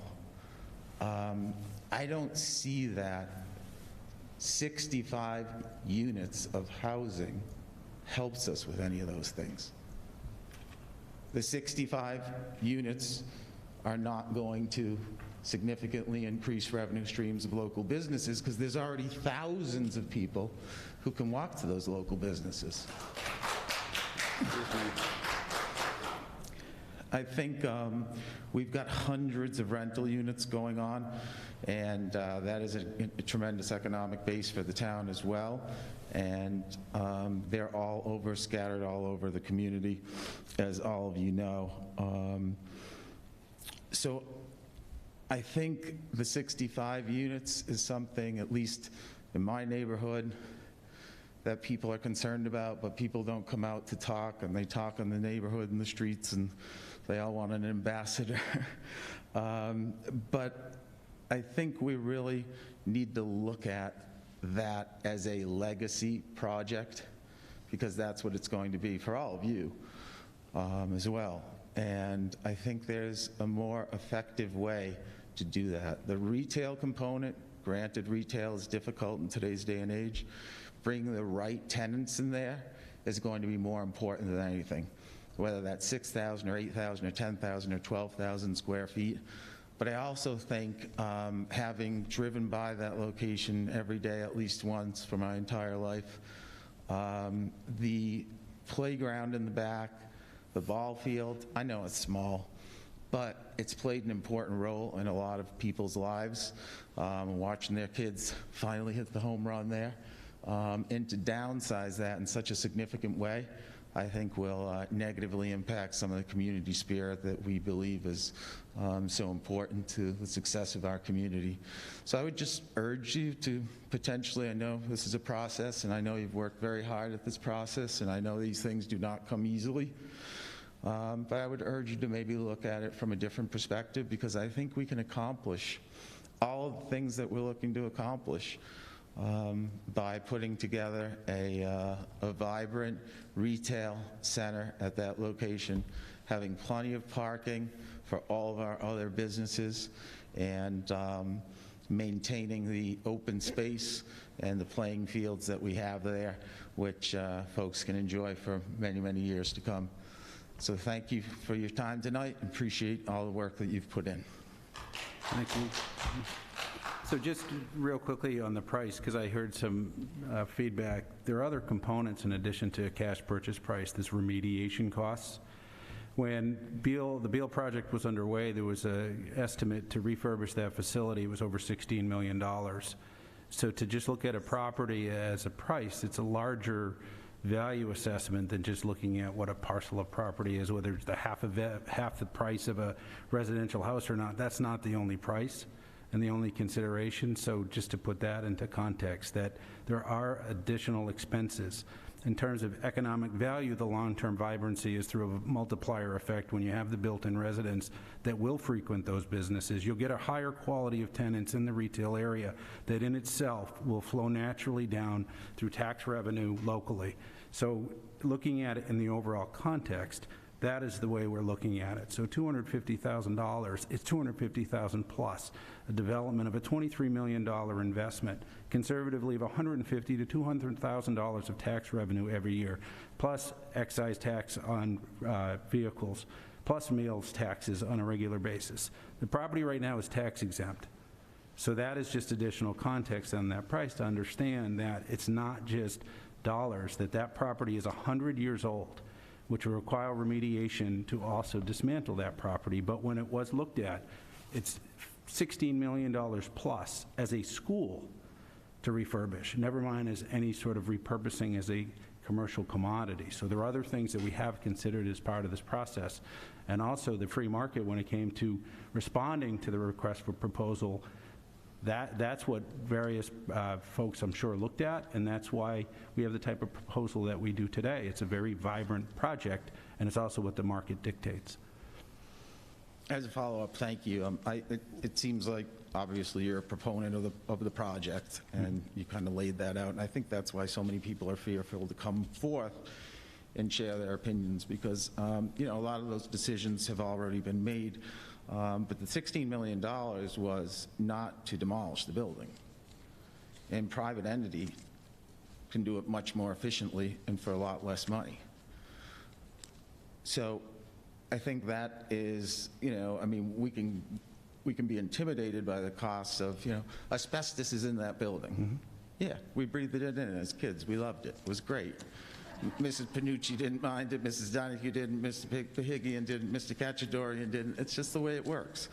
But the investment of $23 million is because there's a profit to be made, right? So if through an RFP process, we all know those RFPs are antiquated anyhow, we got one response. If we put in the RFP that we would allow 8,000 square feet of commercial and 65 residential housing units, I think there would be a different perspective.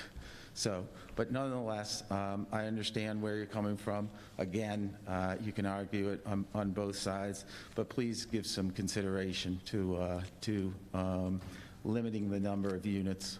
It's obviously you feel strongly about those, but I think that still warrants that open space. Thank you again. Thanks for your comments. Mr. DiPaolo. If I could just follow up on what Mr. Sarvia said. First of all, this isn't something that we pulled out of our hat.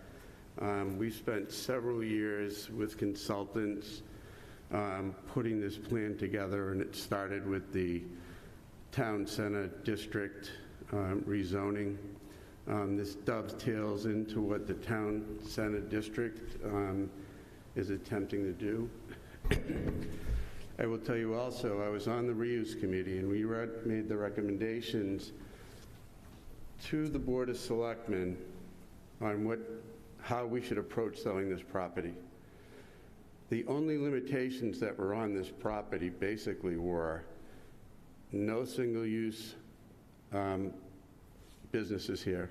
In other words, maybe it's like some kind of a chain store, because those people who frequent those places drive in and out, whether it's a medical building or whether it's a retail store.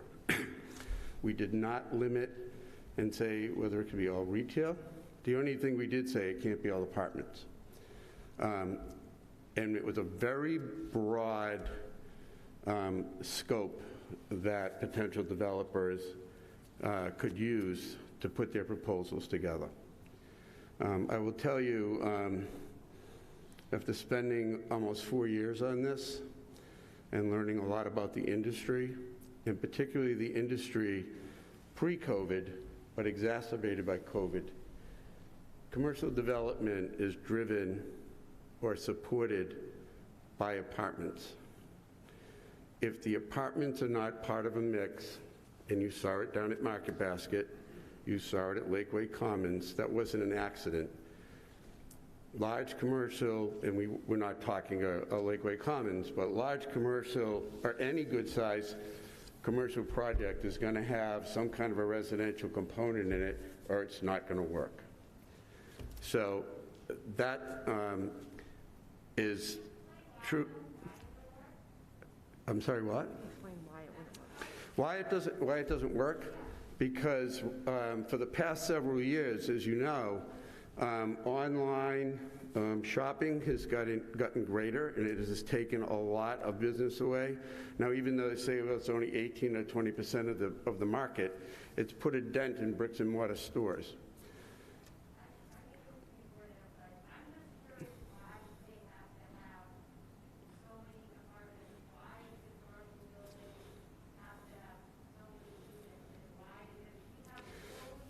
Okay, all right. I mean, you have to ask the developer specifically, but I can tell you this.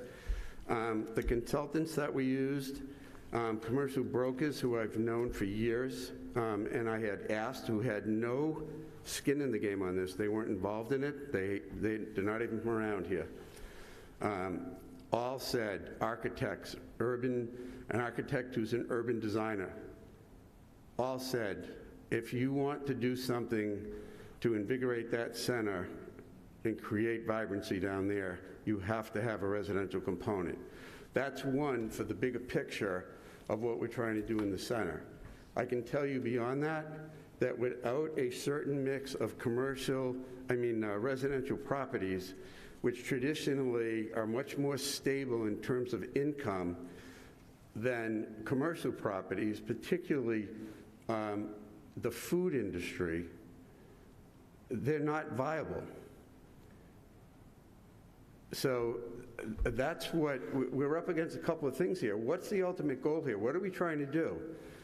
What we've been trying to do, going back 4 years at least, is look at the town center, look at that whole area, and see what we could do to bring more commercial activity down there, retail activity, and more vibrancy to the center.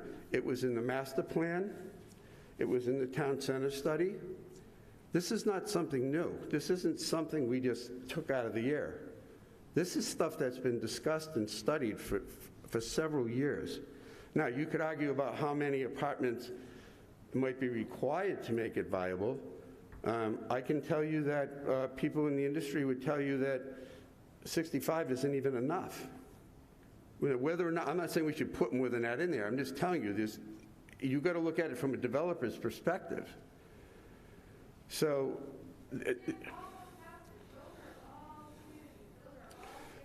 yes, I understand that, ma'am. And ma'am, I live about a 3-minute walk from Beale Commons.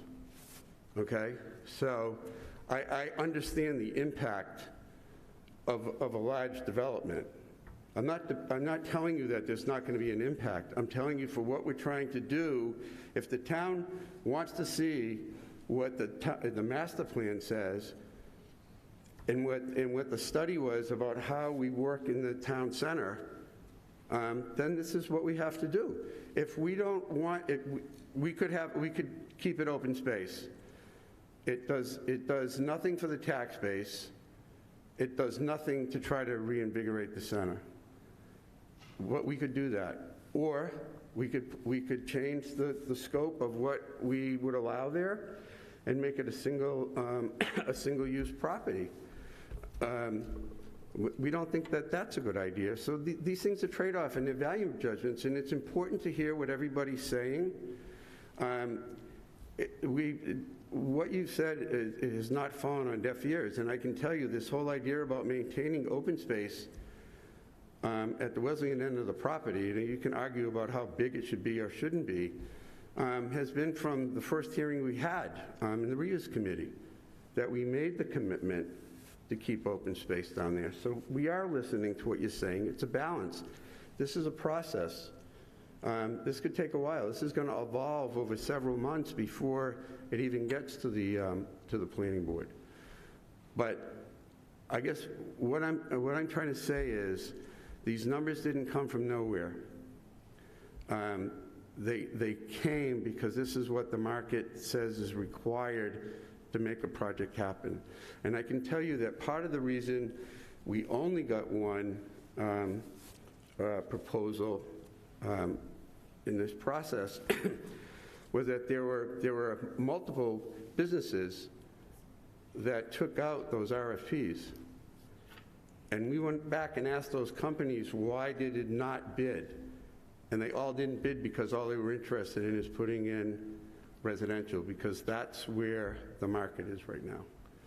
So the other thing I would say is, finally, Beal is going to take a lot of work to remediate, whether you use it for a school or for anything else.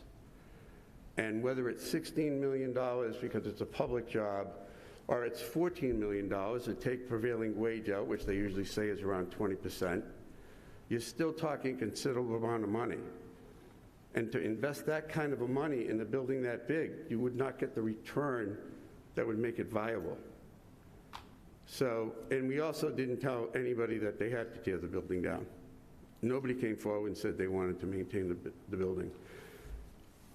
The costs that are associated with that, costs associated with tearing that building down, which is something a developer has to consider when they buy a property, and the other costs that are involved on that site with utilities and stuff, which may be a little bit different than others because there are several utilities running through that site that may need to be relocated, just all come in and bring you to what the value of that property is to a developer.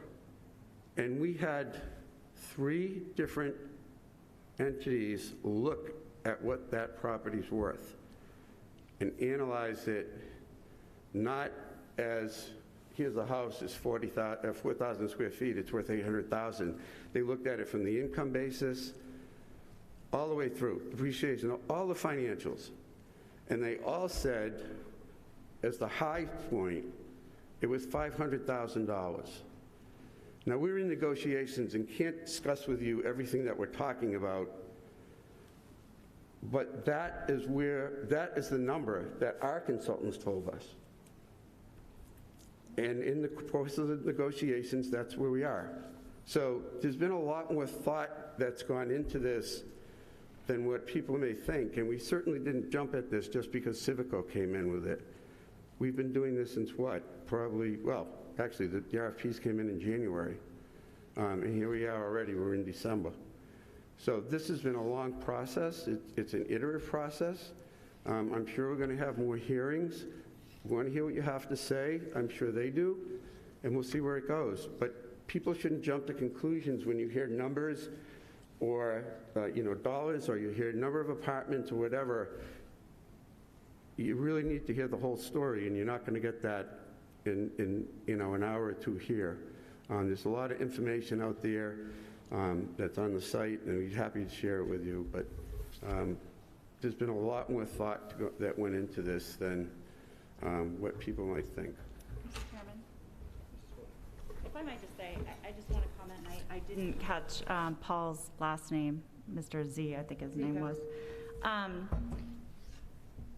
I think that the chair was responding to sort of the outrage over the purchase price, so I think that was reasonable, but I don't want people to think we're coming across as defensive, and I'm especially sensitive to your comment that it's hard for people to come forward because we are obviously in support, or we're obviously wanting to move forward with this.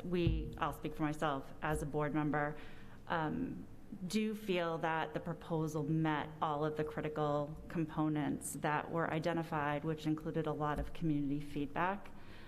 So I did feel that it was worthy of bringing forward to the town, but I just want to say that your feedback is important, and if we're coming across as defensive, I think it's because we just want to communicate that we have gone through a lot of the details, and if more information is needed to have people better understand how we got to a purchase price or how we came to bringing these recommendations forward, even outside of this meeting, we certainly welcome those conversations. Thank you. Get this back to the proposal here. Just want to see if there are any additional comments. Hi, I'm just going to make a quick comment. Please do. So Dina Nichols, 18 Old Colony Drive. So the mixed use, totally understand, totally support, and I know how much time everybody has put into this. And I also know that it's very, very difficult to put a successful plan there, one that a developer is going to think is worth spending money on. It's difficult to make a profit without putting a lot of housing in. So I appreciate all of that. Initially, the project seemed like a great idea to me in many ways. But the piece that makes me uncomfortable with this project is the rental component. Had it been condos, I can see there's stakeholders there. There's investors in that particular community to ensure the place is going to be maintained, the exterior, the grounds are going to be maintained. What I worry about with rentals is, as somebody referenced earlier, it's the investors. It's the investors here today. They're going to they're going to make their profits. And more power to them. It's about profit at the end of the day. But inevitably, they're going to be sold. And it sounds like a very attractive plan. I think 5 to 7 years is an admirable number. I don't worry about what's happening in the short term. Presuming we did get a good anchor tenant in one of those retail units or restaurant units, I think that's a driver that is very, very important, and somebody else had mentioned earlier. But I do think that the rental component, being apartments, is concerning to me. And it's not so much for now, maybe not for the next 2, 3, 4 years. It's 5 years down, it's 10 years down. We don't know where it's going to go.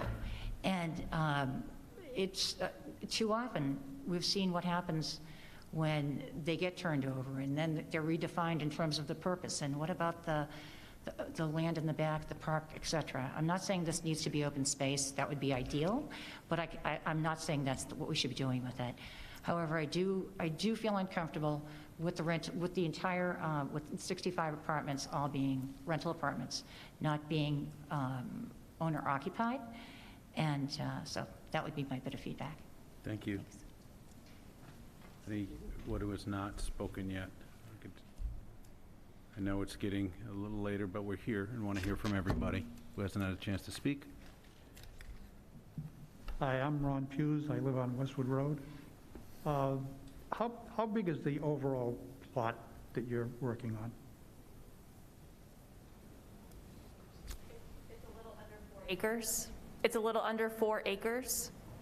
And all it's dedicated to retail is 8,000 square feet, 2/10 of an acre. You got 4/10 of an acre of open space. I look at that, and half of it is gray, which is half of it is parking for the apartments. And the 20 spaces, and I'm assuming that that's those down near the bottom? That has not been discussed at this point of where those spaces would be located or not located. Wherever they are, the other spaces will say tenants only. Those spaces will be not tenants only? I mean, you've got 100, you've got 98 parking spaces for the tenants, and you got 65 buildings, and most of those buildings are probably going to have 2 cars. Those 20 parking spaces don't exist. And the open space doesn't exist, and the ball field is gone. So, you know, that's all I have to say. Thank you. Anyone else? John Schiavelli, 38 Dalton Ave. I'll be brief. I think it bears mentioning because it was brought up a few minutes ago. While I think it's very commendable what the town is doing with the town center to try to revitalize it and update zoning and put different aesthetic measurements and requirements or recommendations in place, I think that's great. Somebody made reference to a comparison to like the town of Hudson, and I think we all know, I don't think that's an accurate comparison, an accurate benchmark. I think what's going on in Hudson is wonderful. I can remember 20 years ago or so when the downtown was not vibrant, and if you go there today, it's a real attraction. Mm-hmm. It has physical space, it has infrastructure, there's a lot of parking in Hudson. I think essentially our community, our downtown community, pretty much from the traffic light in the center of town, headed west, West Main Street, and of course down Maple Ave a little bit, is essentially the retail district of the town. If you look at the center of town, from the traffic light over to where the public library is, there's a library, and then it's pretty much residential. There might be a business. I don't even know if there's a business next door to the library anymore. On the other side of Main Street, there might be a dental practice, a hair salon in that big gray building, which I think is vacant. There's very little retail on that side of the intersection. On this side of the intersection, on the other side of the intersection, it's a very small area. I don't think we will ever be the vibrant downtown that exists in a place like Hudson or certainly Marlboro, which is much bigger, or maybe even Westboro. But we can try to improve our downtown, but I think we have to be reasonable in what our expectations are. And I'll just finish by saying, I think the concern among residents in the center of town, I think we all are in agreement there needs to be a redevelopment of the property. It needs to be done smartly. I think the concern from some residents is that this might be just a little bit too big. Now, if it needs to be this size to make it work financially for the developers, for the builders, I can understand that. I might not necessarily agree with it, but I guess my request to the town is to think long and hard about making something fit and making it not be overwhelming or too large. As the gentleman just said a minute ago, that's a lot of gray space.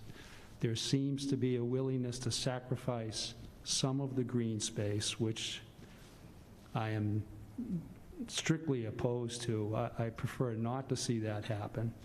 And after hearing everything that Mr. DiPaolo said, I was wondering, it probably doesn't work, but maybe the town manager knows, has the town considered anything like maintaining ownership of the property and striking some sort of long-term lease, a 50-year lease or something of that sort? I know that there are some creative projects around things of that nature. Maybe that doesn't work here, but I wonder if something like that has ever been considered.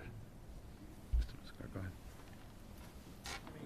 We haven't run numbers on anything like that. I mean, I'm not a proponent of municipalities owning property and leasing it. Now, a 50-year lease or something like that in a financial model to, you know, have a development on top of that like this, I mean, that's not the approach that we took on the RFP. The RFP. We tried to allow the market to play its hand with only limited parameters from the town. You know, there's just a completely different process that we would have to go through to make that happen. It involves town meeting, potentially special legislation at the state level, you know, in order to facilitate a project like that. So it's not the preferred approach. Any new comments, or any comments from someone who hasn't spoken yet? Okay. Mr. Molina. Hey, thank you. Jason Molina again, 41 Winchester Avenue. My question is about the open space, the 0.4 acres or whatever it lands up being. Is that land that Shrewsbury would retain as in our inventory as open space, or is that going to be owned by the developer and then transferred to another entity down the line? That hasn't been finalized yet, and we've talked about it both ways, but the minimum requirement is the private developer's investment up front. So, follow up if I may? Sure. One of the concerns I have about this, I know it's kind of like, it's two-sided. One is they're paying for the open space, and they're putting the capital investment into putting whatever it's going to be there. But when you look at 20 years down the line, 30 years down the line, we say, well, maintenance is now out the window. We have a new owner of the property. It's not really their bread and butter to say, oh, let's maintain a playground if it was a playground. It's something that becomes either down to undersized for the space, not maintained, and the capital investment is not going to come from that, most likely not going to come from that partner. So then nothing happens to it. It becomes this eyesore of a playground. I just said pretend it's a playground. I personally like to see, and obviously you know, as somebody on the Community Preservation Committee and very involved with CPA, I really feel that it would be our long-term best interest to keep that as a Shrewsbury-owned town property so that we have the full control of being able to maintain that space that 20, 30 years down the line we can have another capital investment into that space and renovate it as we see fit. And also, think about if we wanted to add other monuments to the space, using that as other rejigger it, but I think our control will be better than trying to turn it over to an entity that's not going to be these folks, right? It's going to be another entity, and that's another bread and butter, right? The bread and butter is to make money from the retail space, and that's what I have to say about that. Thank you. Thank you. Any other comments? Wesleyan Street, is that although there's some variable with it in regards to retail, housing, and open space, the most expensive for the taxpayers is residential. So residential, for every dollar paid in residential, although there's a range, it does cost the town $1.20 to $1.80 sometimes in taxes for the town. Businesses cost less than the dollar they pay in, and open space is under $1, so the return on investment. So your residential taxes, it costs you the most with residential, actually, in the town. I'm not sure if anybody else is aware of that study, but does that make sense? Yeah? Can I just clarify that? Yeah, Mrs. Luss, go ahead. So I'd just like to clarify that study came out several years ago, and that was talking about single-family residential. It was not talking about apartment complex residential. So there is a distinguishment. The apartments are classified more towards a commercial type, and the assessor could certainly speak much more eloquently than I can, but I think the numbers are a little bit different for this type of residential development.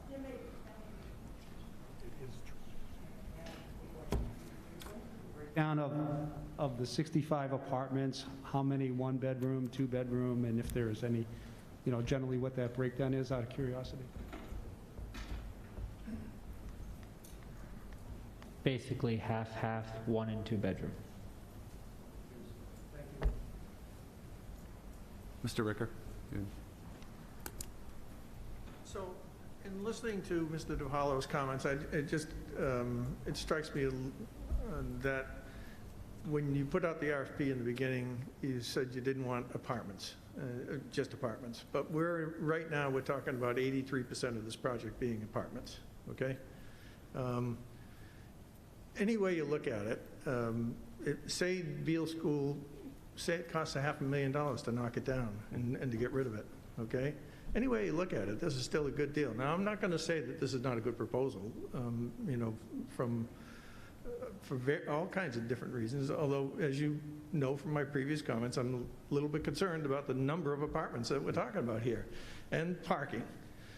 And another comment is that we're just barely making up maybe some of the recently lost parking in the center of town with these 20 spaces. And, you've got apartments, you've got hopefully successful businesses coming into this development, all of which is going to add congestion, all of which is going to require the parking. So getting back to the economics, you're talking about $250,000 plus maybe $500,000, I don't know, to knock the building down. This is a good deal. This is a great deal. Apartments, are a good investment for a developer. So I understand you're still tweaking this proposal from what I'm hearing here tonight. I just ask you to bear that in mind going forward. I mean, there's a fair amount of tweaking that I think can be done from now I'm wearing my taxpayer hat. Okay? Thank you. Thank you. Ross at 18 Haskell Street. Just a quick question that I had meant to ask earlier. Kind of thinking a little bit more long-term, when we have somebody managing that property and we have issues that we want to try to resolve, what is our remedy to do that? Will we have a phone number with town that we can call to say they won't clean up the trash, they won't stop blocking the street, they won't blah, blah, blah, whatever that is? Or is it just kind of send it off to the Board of Health? They don't have the staff to do this. So is it just kind of live with it, tough cookies? Or is there some remedy within the town when a property is very annoying to its neighbors? What do we do? Just live with it? No. For that. So I believe that the town of Shrewsbury has very good relationships with the majority of our residents and the majority of our apartment complexes, and as well as commercial complexes. The fire department, the Board of Health, the building inspector's office, the Board of Selectmen's office maintains many contact information, and we welcome any comments, concerns, complaints. If there's ever a concern, we do our best to remedy that. So we would never want a resident to feel that they can't call our office or we can't give out a property management information and have an issue resolved. So I don't see that as being a concern down the road, as we don't currently have that many times. There's been a house in our neighborhood for a long time that is scary. And that's currently under receivership, and it's currently moving forward based upon the hard work of our Board of Health and the Attorney General's office. Because we've heard nothing except to say, oh my God, is that going to be the same thing on a big scale? We are working very diligently on that. Thank you for that. Thank Thank you. Any final comments? Brian Hudak, 15 Francis Avenue. Just a quick question. Can you outline the process from here as far as major steps that will involve either public hearings and or, public Board of Selectmen decisions? Like, will the purchase of sale be put up for some sort of public hearing? I've heard about the site plan review and the zoning board, but what other items would be involved in terms of public hearings from here? Take that. Yeah, well, the vast majority of this, the public comments, if a project moves forward, will come through the permitting process and the planning board.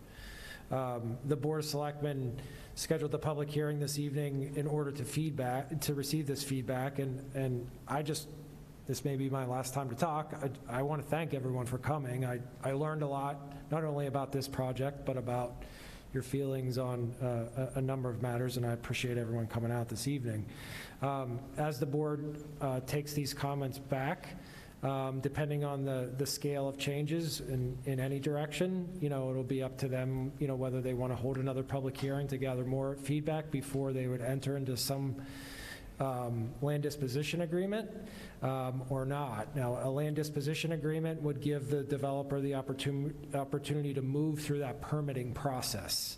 So that's when it would, open the door to the vast majority of public comments that come forward through our regulatory and oversight boards like the Planning Board and Conservation and other things. So there isn't a defined next step. It was really come here this evening and understand the scope and magnitude of your comments and then regroup with the board and see if there's a path forward with this developer. And just to follow up on that, to be clear, is a lot of questions have been asked to describe particularity, and we're still in the early stages in many instances. So I want to make it clear that the feedback today is very important as part of this process. We brought it forward because we believe it's a viable project. That being said, there isn't a signed agreement in place, and this feedback is very helpful for all of us as we've gone through this process. Since May 24th alone, we've met as a board 9 times. As a board, and there have been many more conversations with the smaller working group, with Civico Greenlee and the development team. So this is a work in process and work in progress, and that's why we're bringing it forward now, to ask the questions, to hear back, hear the concerns. All of us have been taking copious notes to now digest what's been brought forward here. Part of this, again, important to say, is transparency. That's the important part. That's why we're bringing it forward. We're all available. Our emails are online. The town manager's office, you can call through there. But any questions that you have with respect to the process going forward, we're also available and be very responsive. So I just want to put that out there, that everyone that spoke this evening, and just to reiterate what Mr. Mizikar said, it's important to us, and we appreciate all of you coming today, giving your feedback. I know that it's a busy time of year. It's late this evening, and thank you all for providing your invaluable comments today. Thank you.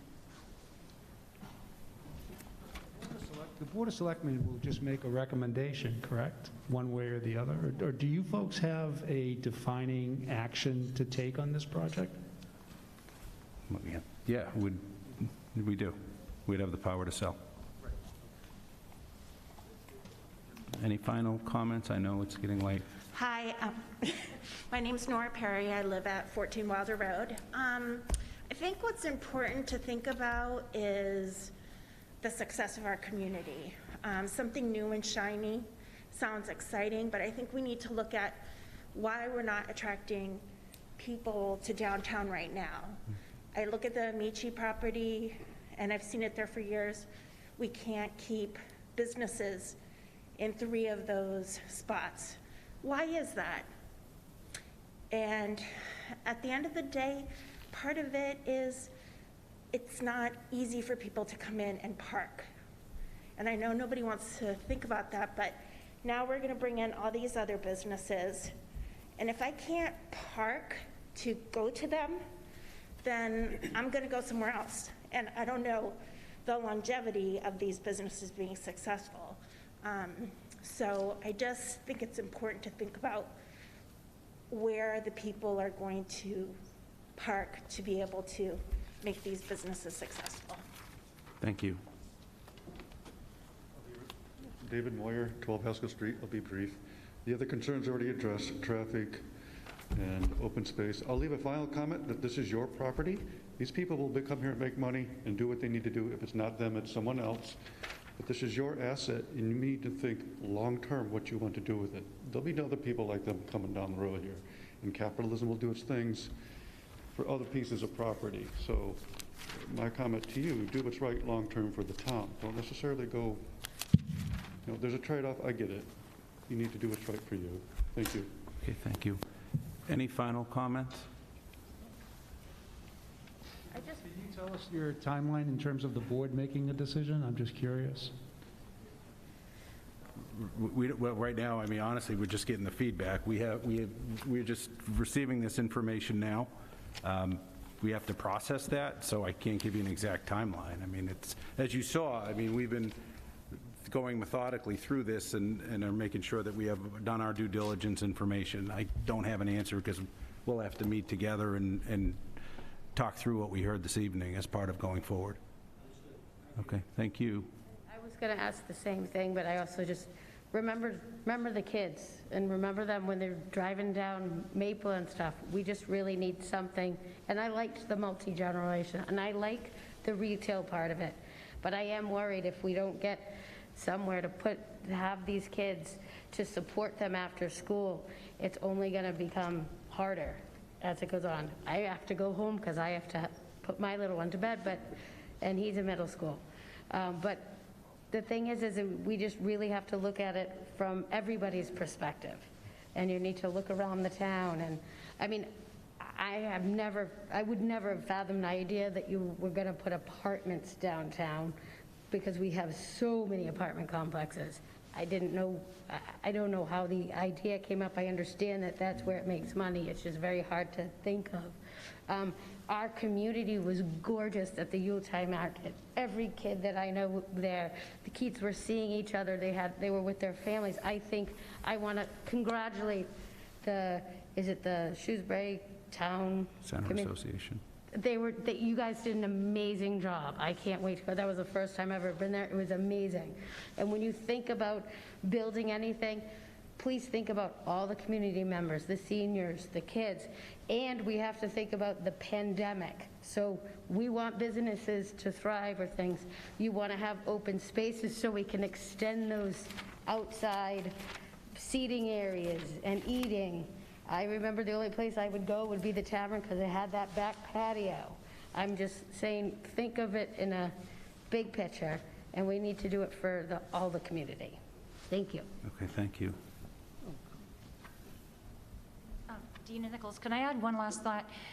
As you're going through various ways to address all of this, one consideration might be what some developers would do would be underground parking.